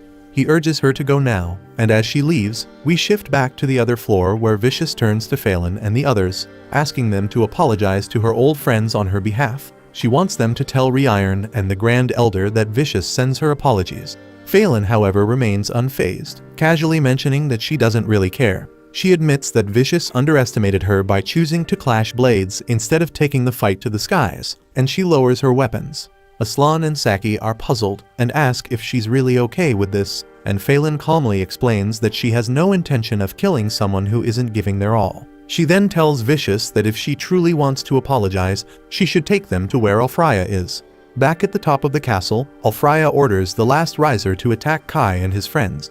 The riser unleashes a shockwave that sends Jean flying, but Rin manages to save her just in time. Jean then quickly retaliates, shooting an arrow at the last riser, but the attack doesn't even leave a scratch. Grateful for the save, Jean thanks Rin and mentions that she'll make sure to have her and Kai explain everything once the battle is over. Rin nods in understanding, while Alfraya looks on bewildered by the sight of Rin, clearly wondering what this freaking mixed being really is. Kai and Rin immediately recognize the last riser, prompting Kai to question Alfraya if he's the one responsible for the world reincarnation. Alfraya, however, is completely clueless, leaving Kai puzzled, especially since Vanessa seemed to know about this. Kai then brings up the name of the Prophet Sid, and suddenly Alfraya starts acting strangely. It's clear that something is triggering a memory, but before he can fully recall it, the last riser detects the disturbance and attacks him. She realizes that the mention of Sid has influenced Alfraya, and she attempts to erase his code from this world. She initiates the hero override, causing Alfraya to vanish into nothingness. Kai and the others are left in shock, utterly confused by what just happened. Kai recalls that something similar occurred with Vanessa when she remembered something from the past world. And as the last riser leaves, the confusion only deepens. Just when they think it might be over, a black pillar of darkness suddenly emerges before them, revealing a transformed Alfraya. His eyes now look different, and his wings have darkened. Reiron is horrified and asks what has happened to him, and why he looks like this. Alfraya then flexes his newfound power, and Rin realizes that his avatar has been overwritten. Kai recalls that when the world changed, he had heard it was being overwritten. So now he understands that what happened to the world has also happened to a hero. Alfraya declares with arrogance that he's the only important being in the world, the sole existence within the heavens. In his twisted mind, this justifies his plan to incinerate everything else. He unleashes a devastating fire spell at Kai and the others, and Rin bravely blocks the attack, but her barrier shatters under the pressure. The blast severely injures Rin, and also leaves the others wounded, while Reiron is shocked that Alfraya just cast powerful magic without using any magic items. Alfraya smugly claims that this power comes from the heavens, likening himself to a shining star, but Reiron tells him that he is wrong and tries to snap him out of it, telling him to wake up and see that his wings are crying. She explains that he's not strengthening himself, he's burning through his own life force. She reminds him that Celestials take pride in their magic items, but he's abandoned that pride and is taking pleasure in using raw magic. Reiron shames him, calling it a disgrace to the Celestial name. Alfraya is enraged and retaliates with a beam, but Reiron defends herself with her magic items. The beam manages to break some of her barriers, but not all, so Reiron confidently states that no single spell can destroy all 7 of her barriers, no matter how powerful it is. Alfraya undeterredly uses his sword to smash through the remaining barriers and slashes Reiron. She's stunned that her defenses crumbled so easily, and Kai steps in before Alfraya can finish her off. He tells Alfraya that Reiron once looked up to him, holding on to the hope that he would return to his senses. But Alfraya coldly dismisses this, saying he has no intention of entertaining the fantasies of the weak. And Kai is disgusted by the selfishness dripping from Alfraya's words. Alfraya sneers that a mere human like Kai could never understand, but Kai fires back, stating that he understands perfectly. Alfraya is no longer the figure Reiron once admired, nor is he the leader of the Celestials. He's just a hollow imitation, a twisted shadow of the hero he once was, so Kai decides it's time to end him. Kai squares off against Alfraya's bot, quickly realizing that every time he shatters Alfraya's sword, it regenerates instantly. So that's how Alfraya managed to break through Reiron's shields. His sword kept getting wrecked, but it kept coming back, like some twisted divine joke. Alfraya calls it the work of the gods, declaring there's no need for Celestials in this world. Kai, standing his ground, argues that heroes exist to fight for their people, but Alfraya couldn't care less, dismissing Kai as nothing more than a weakling from an insignificant race. Kai is undeterred and vows to show Alfraya the spirit of humanity, forged in the fires of their so-called weakness. Alfraya's sword is now massive and slashes down with force, but Kai deflects it time and time again. It's obvious Kai is the superior swordsman, but Alfraya has an arsenal of tricks. Then suddenly Alfraya decides he doesn't need his sword anymore, and the girls start to panic as he begins dismantling the entire floating palace piece by piece. Reiron is fired up and ready to end Alfraya immediately, so she asks Jean to lend her strength. Meanwhile, Kai strikes at Alfraya's shield, and against all odds he manages to break through. But this only enrages Alfraya further, and he begins to choke the life out of Kai. Kai knows he's in a dire situation because Alfraya isn't snapping out of it like Vanessa did. But just then Jean and Reiron combine their powers, crafting a giant magical arrow. It's a one-shot deal, so Reiron warns Jean not to miss. Jean releases the massive attack, its sheer power evident as it tears through and rips off half of Alfraya's body. But the girls are now completely drained of energy.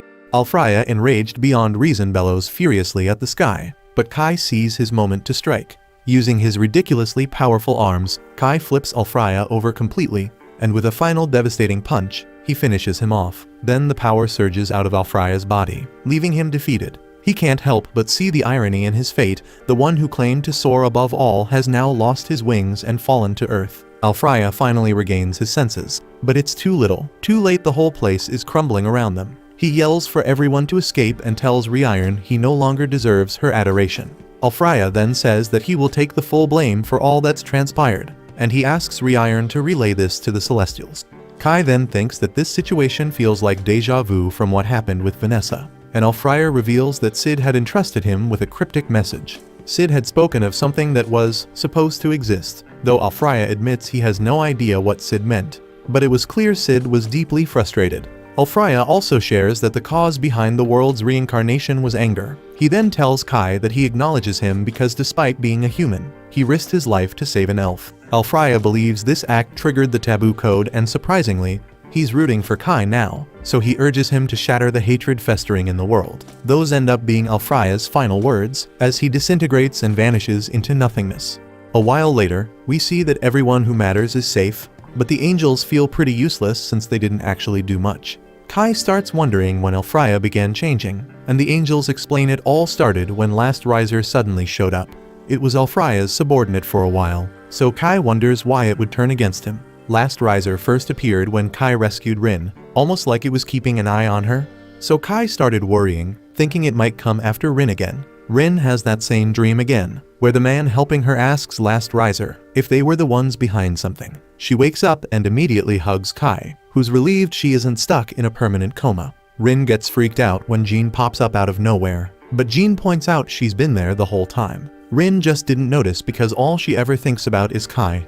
Jean sees Rin's wings and reminds her that she needs to know everything. Rin then admits that she isn't human, and doesn't even know what race she is, so Kai apologizes for not telling Jean sooner. Jean mentions that non-humans are usually burned at the stake, but Kai insists Rin is different.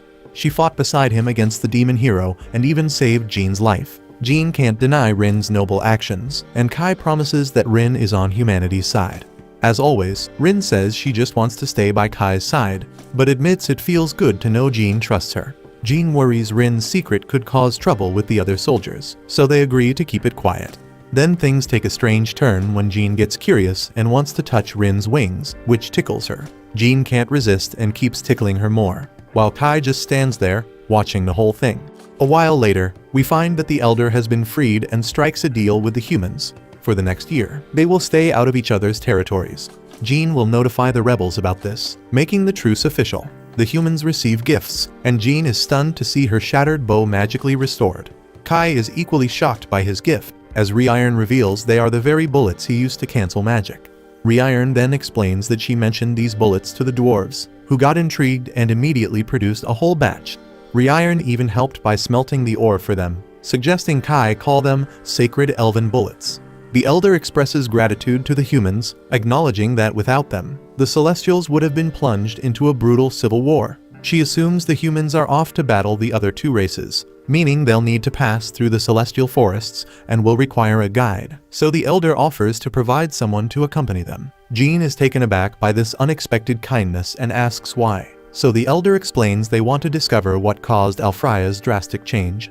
10 years ago, Alfraya confronted an intruder but turned out to be the hero of the mythical beast, Wrath. An angel saw them together, but something was off. Neither had any subordinates, and it seemed like they were secretly colluding. Shortly after that, Last Riser appeared by Alfraya's side, and everything began to unravel. So it's clear the Elder wants to support their mission in exchange for uncovering the truth. Rewritten then calls the Elder ruthless, realizing that whoever is chosen to guide the humans is essentially a hostage. If either side breaks the truce, that person will be the first to pay the price. She then wonders who the unlucky soul will be, only for the Elder to choose her. Rewritten is furious, but it's not for not being warned, but it's because the Elder just decided on the spot. Rewritten demands to know why she was picked, and the Elder explains it's because she hasn't strayed a single step from Kai's side.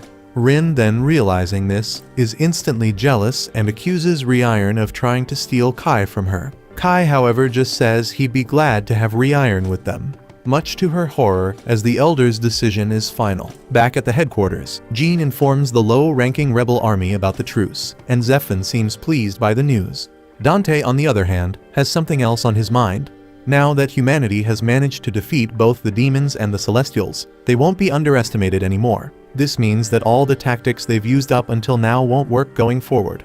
The spirits and mythical beasts will see humans as a real threat, so the rebel armies must work together more effectively than ever before. Dante then brings up the commander of the Yulon rebel army, known as the Lion King Bamon. He's an old acquaintance of Phelan, who praises him as a great commander. Dante, feeling a bit touchy, assumes this means Phelan doesn't think he's a great commander and starts to get upset. But he quickly pulls himself together and explains that their surprise tactics won't work on the other races anymore. They'll need to go head-to-head in battle, and for that they need a solid alliance with the Lion King. Phelan decides to cut straight to the point, telling Dante that if he could drop his ego, he might become a leader for all of humanity. Dante quickly passes that role over to Jean, but she has no interest in taking on such a grand role, because all Jean wants is to end the war of the 5 races. Elsewhere, a shady red fox guy is meeting with the hero of the spirits called Kyoka. Both of them are frustrated to hear about the other hero's defeats, blaming their failure on a lack of vision. They had both half-heartedly resisted Last Riser and failed to keep her in check. The fox guy reveals himself to be Wrath, and things get heated fast. Kyoka accuses Wrath of lying about something, and Wrath coldly declares that it's time for the spirit race to vanish from this world. As soon as she hears his declaration of war, Kyoka takes off, but Wrath is hot on her water ass, chasing her down and delivering a brutal kick that sends her crashing down, then tries to stomp her into the ground. But Kyoka isn't having it and transforms into a blob of water, surrounding Wrath to suffocate her. Wrath, however, ignites herself in a fiery aura, forcing the water back. Yet that doesn't stop Kyoka. She snatches Wrath up and drags her through the forest like a ragdoll. Then, for good measure, she slams Wrath hard into the ground, leaving a crater behind, and it looks like Wrath is at a massive disadvantage. But suddenly Last Riser bursts out of Wrath's back, grabbing Kyoka by the face and attempting to execute the Zero Code. Kyoka realizes she's being jumped, but it's too late to break free from Last Riser's grasp, so she ends up exploding. Wrath, thinking she's just killed Kyoka for good, praises Last Riser for taking her down. Meanwhile, Kai and the others make their way into the forest, surprised by how wide the roads are. Reiron explains these are paths used by the Okra Chochipirin. No one understands, so Reiron clarifies she's talking about enormous hedgehogs that roam the forest. They're rarely seen, but they're 10 meters wide, love collecting gold rings, and could easily crush a car if they wanted to. Hearing this, Saki and Aslan exchange worried looks. Those hedgehogs could be a huge threat, but Reiron reassures them, saying there's only a small chance they'll be squished, and this is the quickest route to the south, so they have to take that risk. Rin, however, isn't okay with it, not because of the hedgehogs, but because Reiron is sitting up front next to Kai. Reiron argues it's unavoidable since she's the one giving directions, and Kai agrees. They're passing her off as a representative from the EO Foundation to avoid the chaos that would erupt if humans discovered she's actually an elf. Reiron adds that her clothes are enchanted with illusion magic, so as long as someone doesn't already know her, she'll appear just like any other human. Just then, Jean calls on the radio for a status report from Kai, and everything seems to be in order. She asks Reiron how long it will take to reach the Yulon Foundation, and Reiron estimates they should arrive in 3 days if they maintain this pace. So in the meantime, there's a good spot up ahead where they can set up camp for the day. Jean feels relieved that things are going as planned, but Fallen suddenly notices something strange and calls her over to check it out. They find a section of the forest that looks as if it's been eaten away by something, and Fallen suspects it might be the work of a mythical beast, but that doesn't make sense. They're still in the region of the EO Foundation, which is controlled by the elves. It seems the mythical beasts have begun crossing borders and invading other territories, which makes this journey far more dangerous. Back at the battle site, Wrath is combing through the splattered remains of Kyoka, and it certainly looks like she's dead. But there aren't enough pieces of Kyoka for Wrath to be certain, so she assumes Kyoka must have escaped with her core. Frustrated that she couldn't finish the job, Wrath decides to let it go for now, knowing there will be other opportunities to kill Kyoka in the future, so she turns and walks back into the forest. Back with the group, they set up camp for the day in a clearing, and everyone takes a refreshing dip in the hot spring. After Kai finishes his turn in the spring, he's tasked with guarding Jean's tent while the girls enjoy their time. He knows he can't join them, but he's worried the girls might end up fighting with one another over there. His concerns prove valid because less than 5 minutes later, Reiron and Rin are already arguing about whether bigger is better or flat is supreme. Jean interrupts their heated debate and asks the two to listen. She has something important to discuss. She explains she was talking with Kai about the code holder and the world reincarnation concept. And while he doesn't know many details, he's certain that the code holder wasn't made by human hands. Jean warns Kai that using it could be dangerous, but Kai counters that it's far more reckless for her to keep wielding elven weapons when they drain her life force. Jean acknowledges it's not ideal, but without it, she'd barely be able to contribute in fights, so she has no intention of giving up her weapon anytime soon. More importantly, they need to discuss Last Riser, which keeps appearing at critical moments. It severely wounded Alfreya and was even present when Kai fought Vanessa. But Kai has no idea what it is because there were no records of it in his timeline. And from what he's seen, Last Riser seems to be monitoring the heroes, attacking them if they hear the word Sid and start remembering things. Jean wonders what kind of relationship Last Riser has with the remaining heroes. There's no way of knowing whether it's subservient or hostile without facing the hero first, so they'll just have to keep fighting the heroes until they can put an end to the race war. Back in the present, Reiron agrees that Last Riser is a serious threat, especially since it managed to change Alfreya, and they still know nothing about it, so they decide to stay vigilant for Last Riser whenever they are in a fight with a hero. But Rin is terrified at the thought of encountering Last Riser again. She doesn't know why, but whenever she sees it, she feels so paralyzed with fear that she can't move. Jean apologizes for bringing up such a frightening topic, but suddenly, they feel a violent tremor. Something is happening in the camp. Then we see two soldiers are confronted by a mythical beast and begin shooting at it, but their bullets have no effect. Kai arrives and identifies the creature as a behemoth, and without hesitation, he charges at it and fires a special bullet, which actually manages to hurt it. Phelan soon joins him, and together they maneuver around the behemoth, dealing damage. But it isn't enough to bring it down, so Phelan throws a flashbang to blind the beast and orders everyone to retreat. Kai is shocked that his modified Drake bullets didn't kill the behemoth. They were specifically designed for this purpose. This leads to a chilling realization. This version of the mythical beast is stronger than the ones from his world. As the girls return, Jean quickly orders the troops into formation to handle the threat more effectively. They need something far stronger to take it down, but they don't have any heavy artillery with them since they hadn't expected to face a mythical beast here. Phelan offers to buy some time against the beast so Jean can get the soldiers to safety, but Jean refuses to retreat and asks Kai if there's another way to defeat it. If they're going to fight both the beasts and the spirit heroes, they can't afford to be pushed back by an enemy like this. Kai agrees with her logic and explains that the beast has a magical organ on its body that's a weak spot, but the challenge is figuring out how to attack it. Jean thinks for a moment and realizes that since they're in the Celestial Forest, Reiron might be able to use the terrain to their advantage. They then quickly devise a plan and begin luring the beast deeper into the forest. Once it's close enough, Phelan signals Kai, who releases paralytic mushroom spores, the same ones the elves used to capture Dante's team. The spores disorient the beast, allowing Rin to cast a massive lightning spell to stun it, and Kai leaps down and fires a point-blank shot at its head.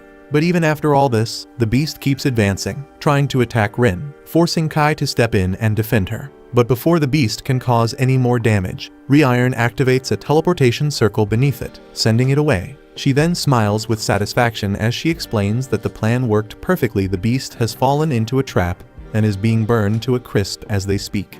Jean is pleased with their victory, but then she notices something bad happened to Kai, so her smile fades as she rushes over to check on him. Rin is standing over Kai, tears streaming down her face. He has suffered a severe wound to his shoulder from when he stepped in to protect her earlier, so she blames herself for him getting hurt.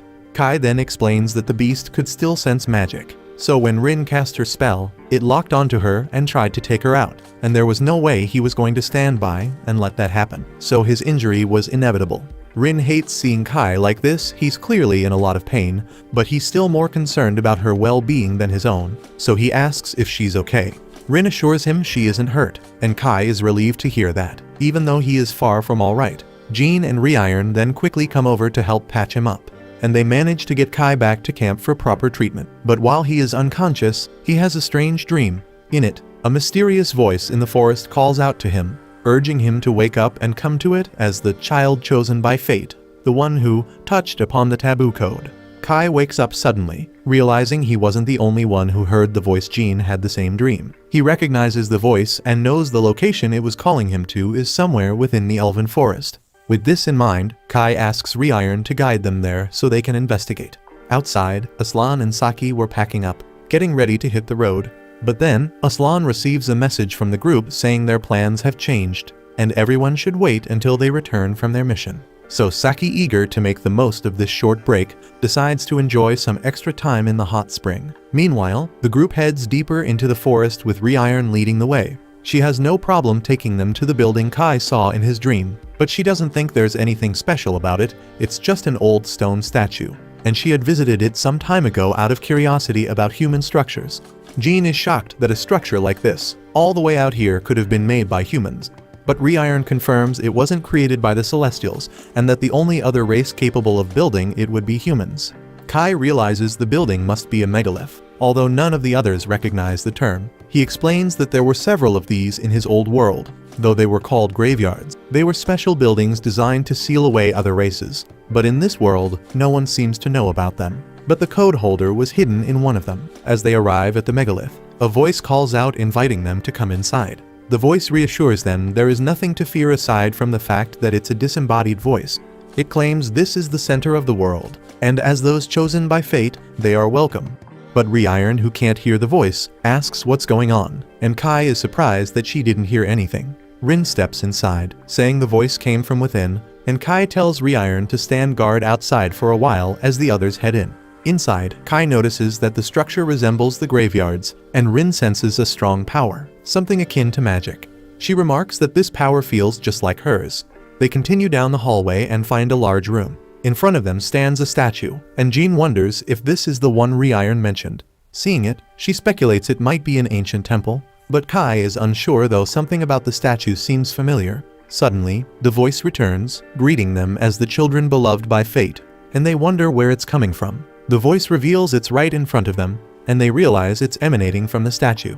The voice reassures them not to be afraid, saying it is currently powerless. Jean, still cautious, asks who it is. The voice explains that she is a being from the world where the War of the Five Races ended, and she has been waiting for the arrival of someone who can take Sid's place in this new world. Kai is shocked that she knows Sid, but she calmly replies that she knows him better than he does.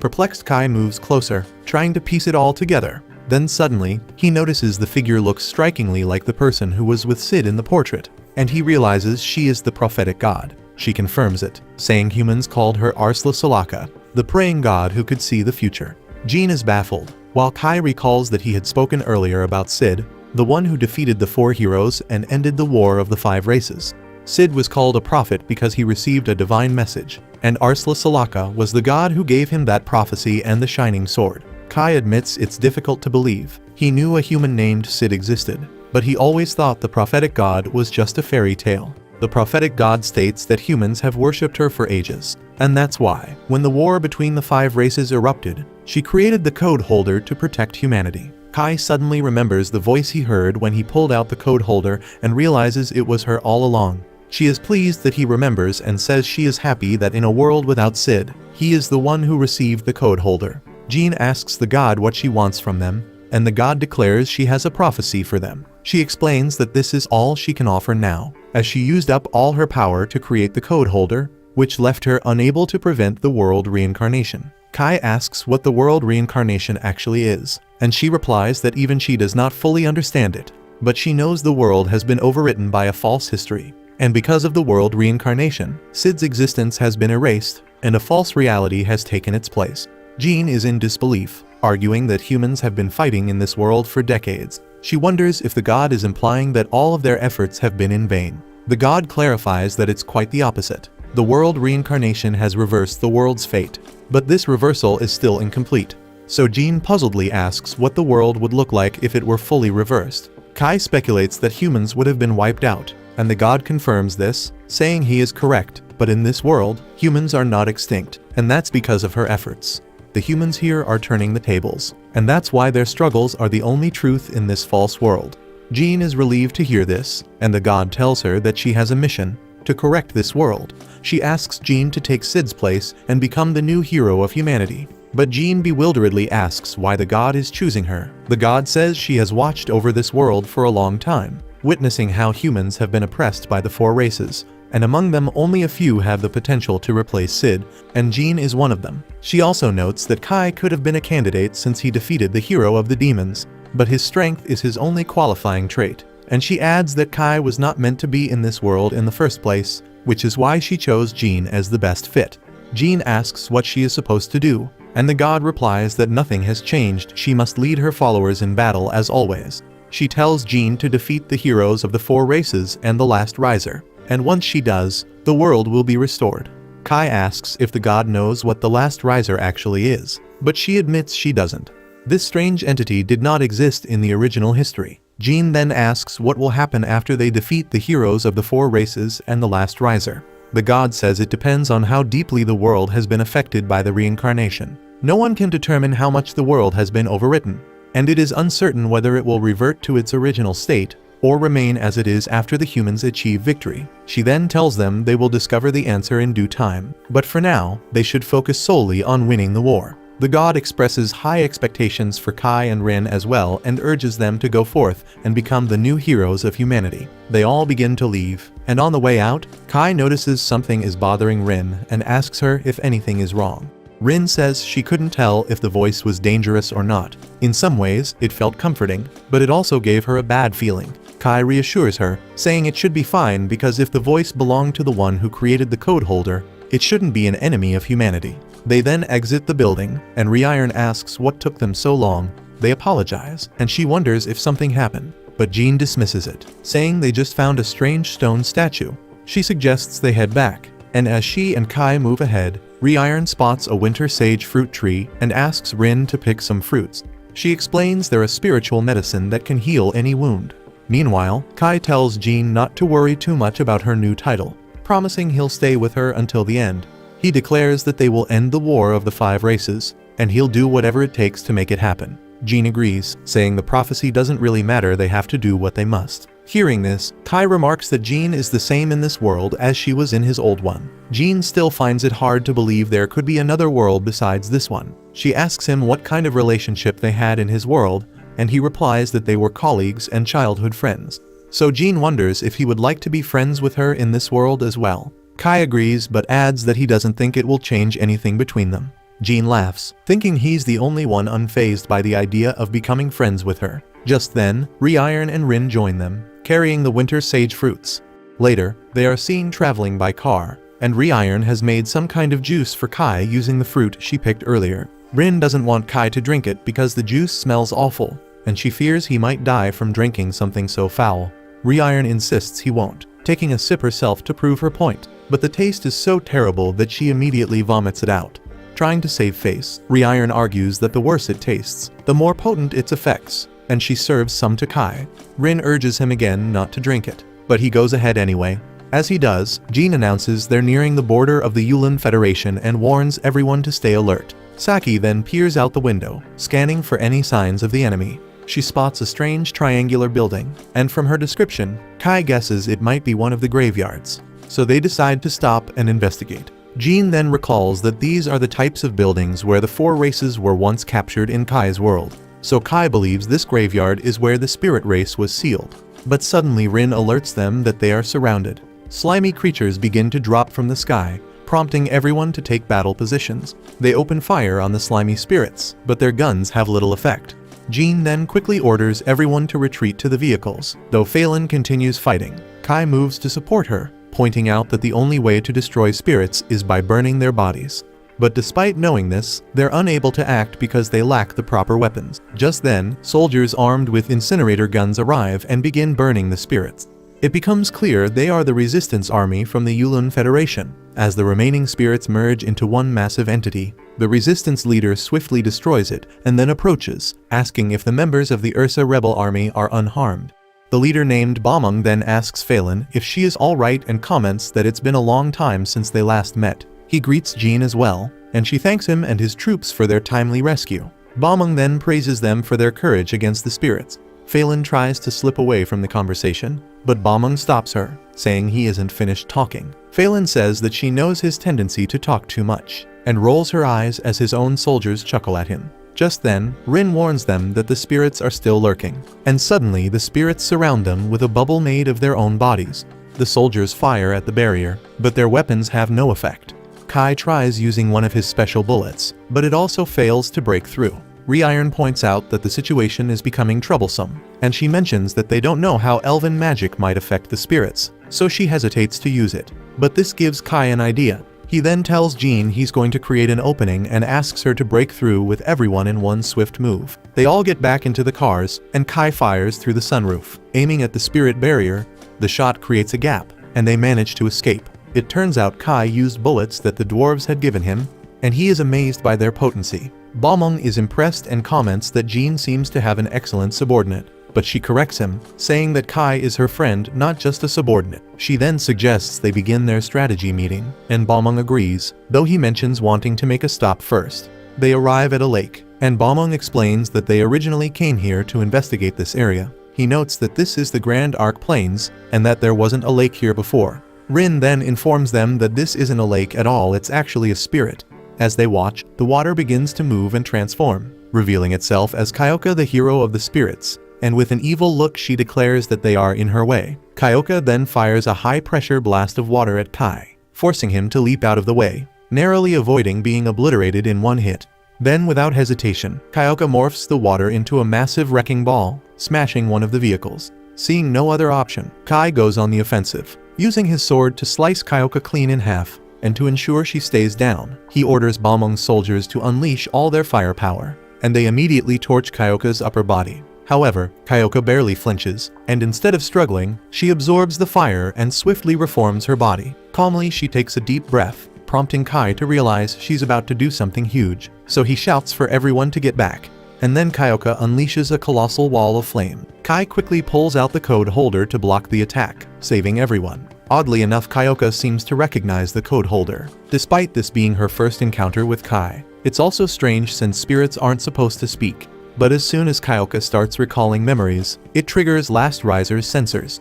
Now aware that Kyoka has made contact with the code holder, Last Riser is about to take action. Back on the battlefield, Kai is certain he heard someone speak, but spirits can't talk, or so he thought, so he confusedly tries to make sense of it when Kyoka interrupts, demanding to know why he possesses the code holder, an artifact meant for a specific human. But Kai, still grappling with the shock of hearing his spirit talk, even if she is the hero of spirits, presses her for information, so he asks if she's referring to Sid. Kyoka wasn't entirely sure at first, but once Kai mentions Sid's name, her memories flood back.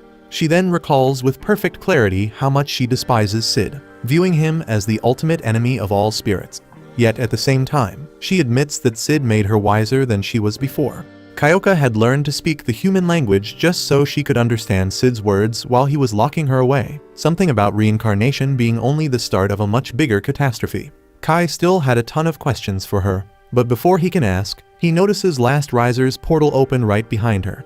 As if on cue, Last Riser appears, grabs Kyoka's head, and prepares to execute the Zero Code, planning to erase Kyoka from existence just for mentioning Sid's name. But Kyoka isn't new to dealing with Last Riser, so she effortlessly breaks free from its grip and strikes back. Realizing it can't pull off its usual sneak attack, Last Riser gives up and retreats. Once it's gone, Kyoka reforms her body and lands back on the ground. She could keep fighting the humans, but she's had enough for today, so she casually tells them that she's done. But Balmung doesn't buy it though, and he's immediately suspicious, accusing her of trying to trick them. But Kyoka then calls him an idiot and says she's offering a ceasefire. Balmung shouts that she's the one who started the fight, but Kyoka just shrugs, claiming it was a misunderstanding. She thought they were ambushing her while she was regenerating. But Kai puzzledly wonders what Kyoka was recovering from in the first place. So Kyoka explains that earlier, she'd been battling Wrath, and that fight had been brutal. But she admits, Wrath wasn't nearly as much of a problem as Last Riser. She recalls Sid once referring to the monster as Last Riser, and points out that while most heroes fight for the good of their own race, Last Riser doesn't belong to any race at all. That's what makes it so dangerous. She describes it as pure hatred incarnate, an enemy to every living thing, and insists that they must find a way to stop it. Balmung is skeptical of Kyoka's words, still seeing the spirits as enemies after years of battle. However, Jean steps in, assuring him that Kyoka is telling the truth. She points out that Last Riser is a far greater threat, having attacked not just humans but demons and celestials alike. So she argues that a ceasefire would benefit all races. Balmung is reluctant after so long fighting the spirits. He finds it difficult to imagine coexisting with them. But Jean reminds him that she has already brokered ceasefire agreements with both the demons and celestials, though she doesn't intend to forgive them for their oppression of humanity. These non-aggression pacts are crucial to avoiding further losses. So in her view, accepting Kyoka's offer is the smart move. Eventually, Balmung concedes and agrees to the truce with the spirits, and with no further reason to stay, Kyoka announces that she's leaving. But before she departs, Kai asks where she's headed. So Kyoka gestures toward the Black Pyramid in the distance, explaining that she remembers the graveyard, the place where she first encountered Last Riser. After Sid disappeared, Last Riser appeared, sparking mixed reactions from the heroes. Vanessa despised it, Alfraya was disgusted, and Kyoka herself was cautious. Though indifferent at the time, the only one who embraced Last Riser was Wrath, and they've been working together ever since. Curious Kai asks if Wrath's alliance with Last Riser is to gain power, but Kyoka shakes her head, confident that Wrath, too proud to rely on others' strength, has a goal beyond simply winning the race war. By now, Jean and the others are ready to investigate the graveyard. Kyoka requests Kai's guidance. Knowing he's familiar with these types of structures, he leads them to the entrance, which is identical to the demon graveyard he previously explored in the Urza Federation. And then together they make their way to the chamber where Kai once found the code holder. Kai approaches the pedestal at the center of the room, and as soon as he begins inspecting it, the code holder starts to react, and a recorded message from Sid plays. In the message, Sid apologizes for his failure. He couldn't protect Rin, so he leaves a final request for whoever holds the code holder now to reach the place he could not. As the message ends, the code holder projects a bright light onto the wall, and in moments, a portal opens, pulling Kai and the rest of the group through. They suddenly find themselves on the mysterious platform where Kai once found Rin. Both Balmung and Phelan are uneasy, sensing this might be a trap, so they ask Kai what's going on, but he has no answers. Though he has been here before, he never had the chance to uncover the truth behind this place. With no immediate answers, standing still won't help, so Kyoka takes the lead, sensing a powerful energy source in the distance. The group follows Kyoka, eventually arriving at another platform, where they come across something unexpected, a statue of Alfraya. Upon closer inspection, Reiron senses magic emanating from the statue. She realizes it's not just a statue, it's the real Alfraya, trapped under a petrification spell. Reiron believes she can break the spell if given enough time to study it. However, Balmung, still harboring doubts about the ceasefire, sees this as an opportunity to destroy the celestial hero while she's vulnerable. But Reiron quickly steps in, preventing Balmung from acting. And while they argue, Kyoka examines Alfraya herself. She determines that this isn't just ordinary petrification. The stone-like appearance is only superficial. It seems more like Alfraya has been frozen in place, likely due to the Zero Code's effects. The presence of Alfraya's sealed body raises even more concerns, but things take a dangerous turn when Last Riser reappears.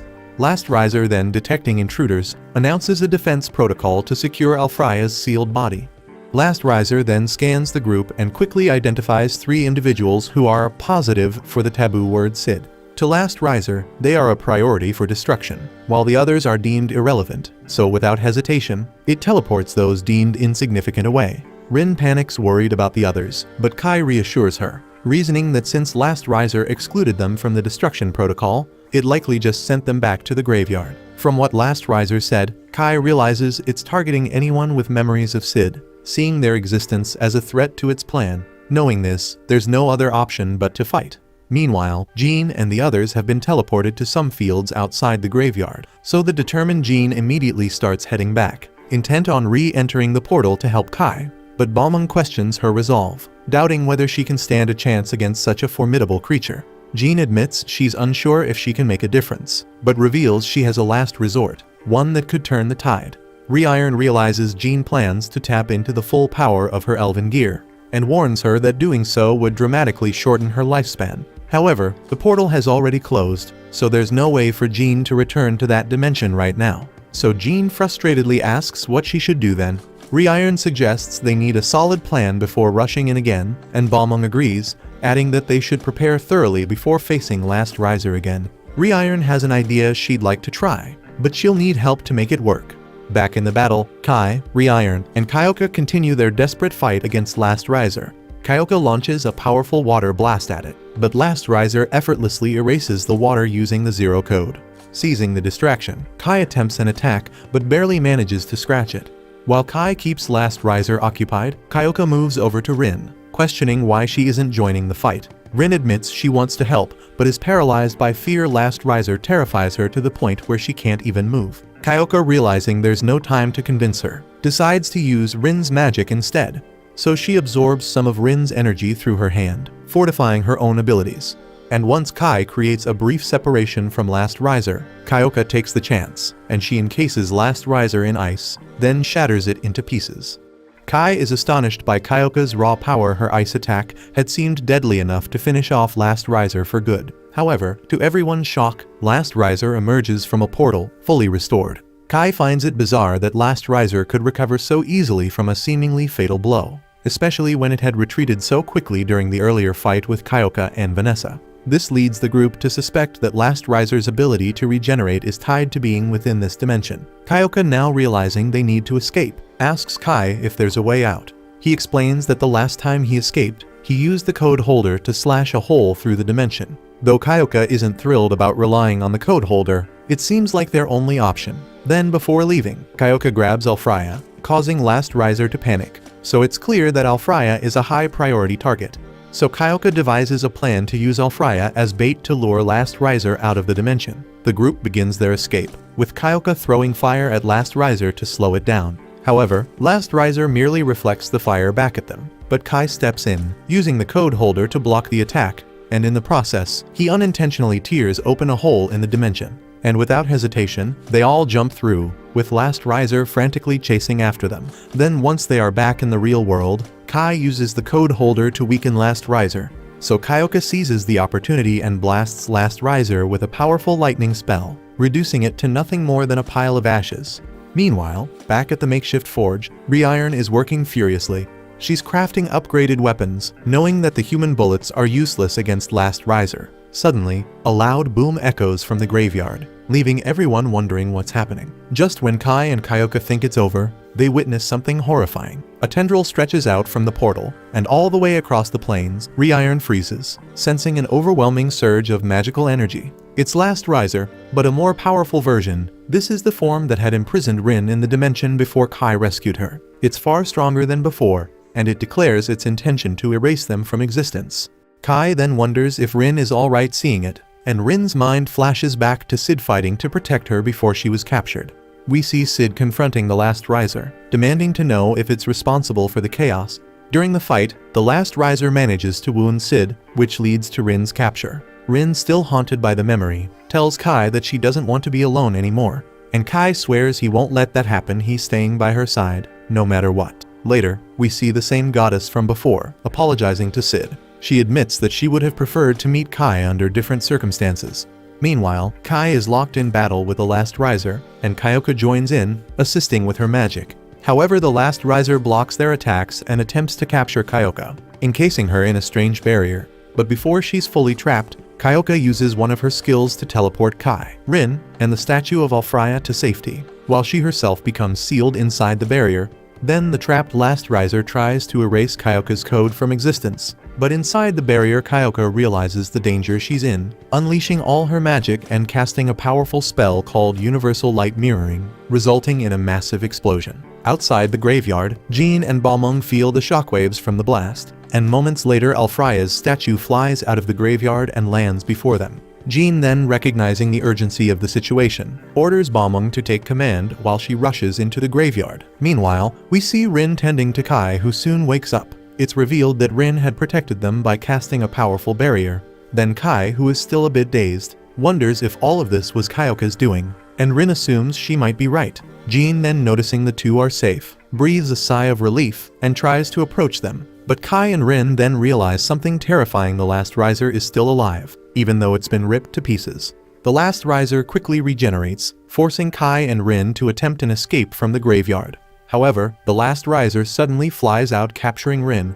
It detects a significant disturbance from the taboo word within her, recognizing that its influence on the new world has reached a dangerous level. But before the creature can act, Rin unleashes a powerful lightning spell, freeing herself from its grasp.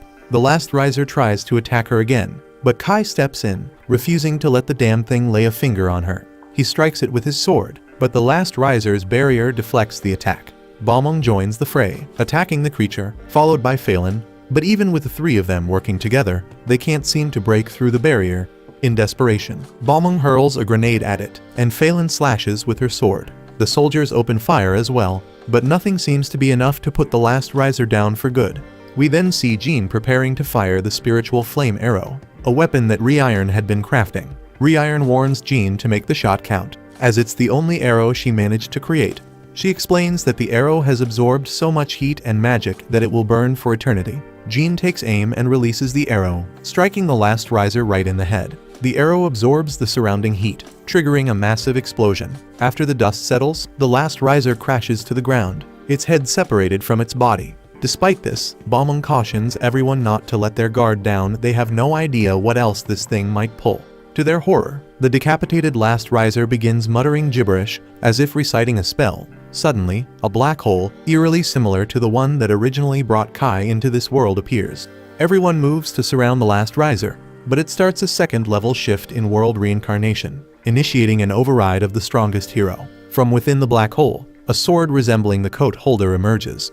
Then the last riser morphs into Sid and wields the sword. And that shit leaves Kai stunned. Elsewhere, we see Wrath fuming, acknowledging that Sid's mistake has thrown their fate off course, but she refuses to surrender, vowing to ensure the mythical beasts are saved even if the entire world crumbles into ruin. Meanwhile, the last riser begins running its Sid program, and Kai clashes swords with it. He furiously calls out the last riser for being nothing more than a copycat, stealing Sid's appearance and dishonoring his name. Rin then joins the fight, hurling lightning magic at the creature, warning it not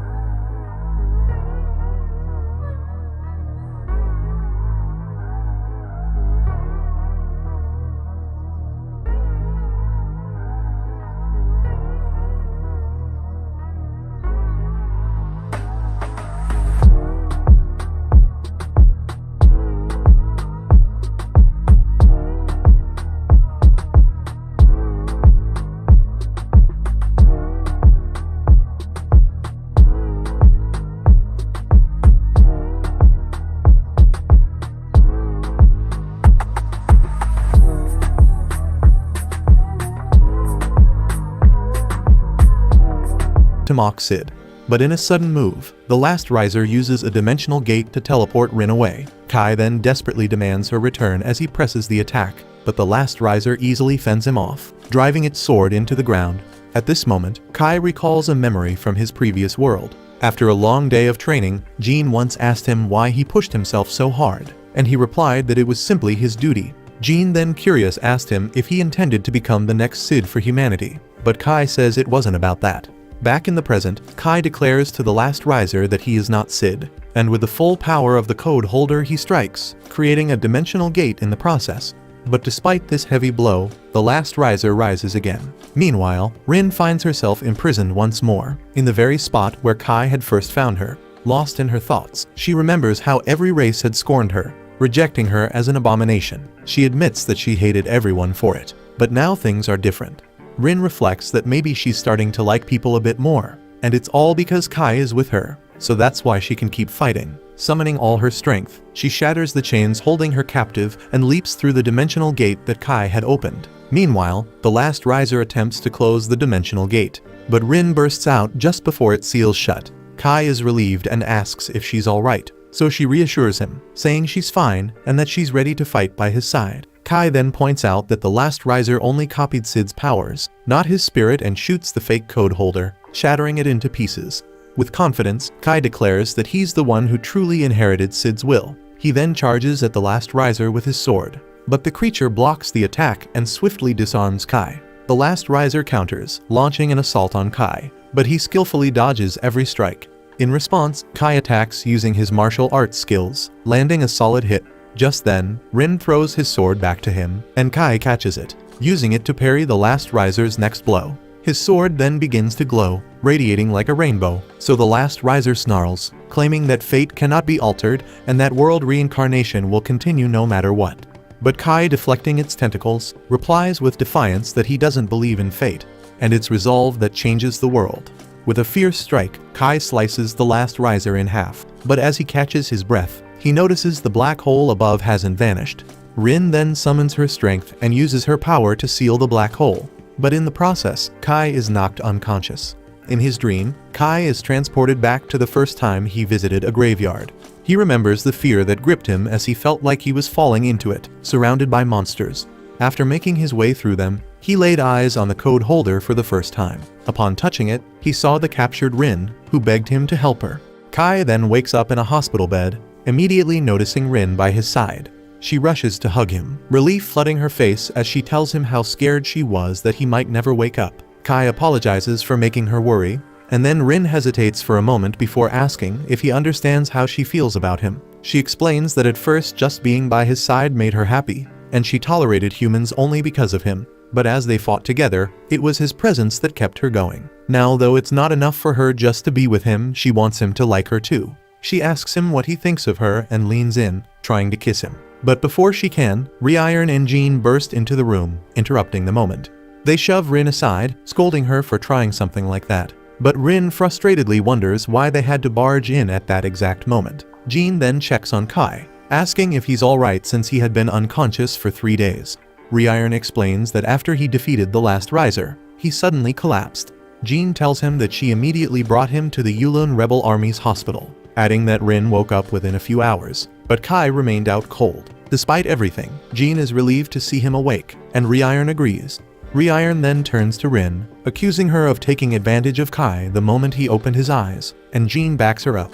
But Rin unfazedly fires back that it's perfectly fair after all. Jean had held Kai's hand the entire night, and Rewritten didn't leave his side either. But Rewritten flusteredly clarified that she was only administering treatment, not anything inappropriate. Witnessing all that, Kai is left wondering what the hell they're all talking about. The next day, we see Kai and the others back at the graveyard, and notice that Kyoka is also alive, though she's been reduced to a miniature form. They're surprised to see her in any state of wellness, but she quickly snaps that she's not fine at all. She explains that her current form is because she split her core to escape, and unless she absorbs a huge amount of spirits or magic energy, it'll take her a good 30 years to fully recover. Balmung hopes she'll stick to the truce with the humans in the meantime, to which Kyoka nonchalantly replies that he can just smash her if he ever thinks she's going to betray them. Rewritten steps in, warning both humans and spirits not to destroy the statue of Alfraya, emphasizing that doing so would bring down the wrath of the Celestials. Balmung agrees and announces he'll make this area off-limits to all races.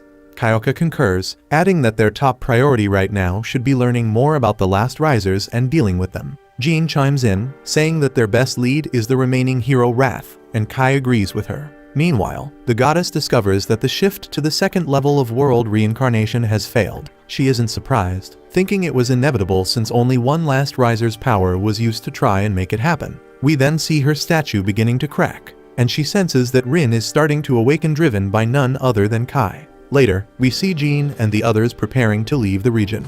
Rin asks Kai if he thinks the statue of the celestial hero is the same as the goddess's statue. Kai speculates that it could be, while the goddess wonders if Kai and Rin will be able to defy fate, as the world reincarnation is still in motion. Kai then tells Rin that Sid entrusted him with the mission to protect her and end the war of the 5 races, and he vows to see it through.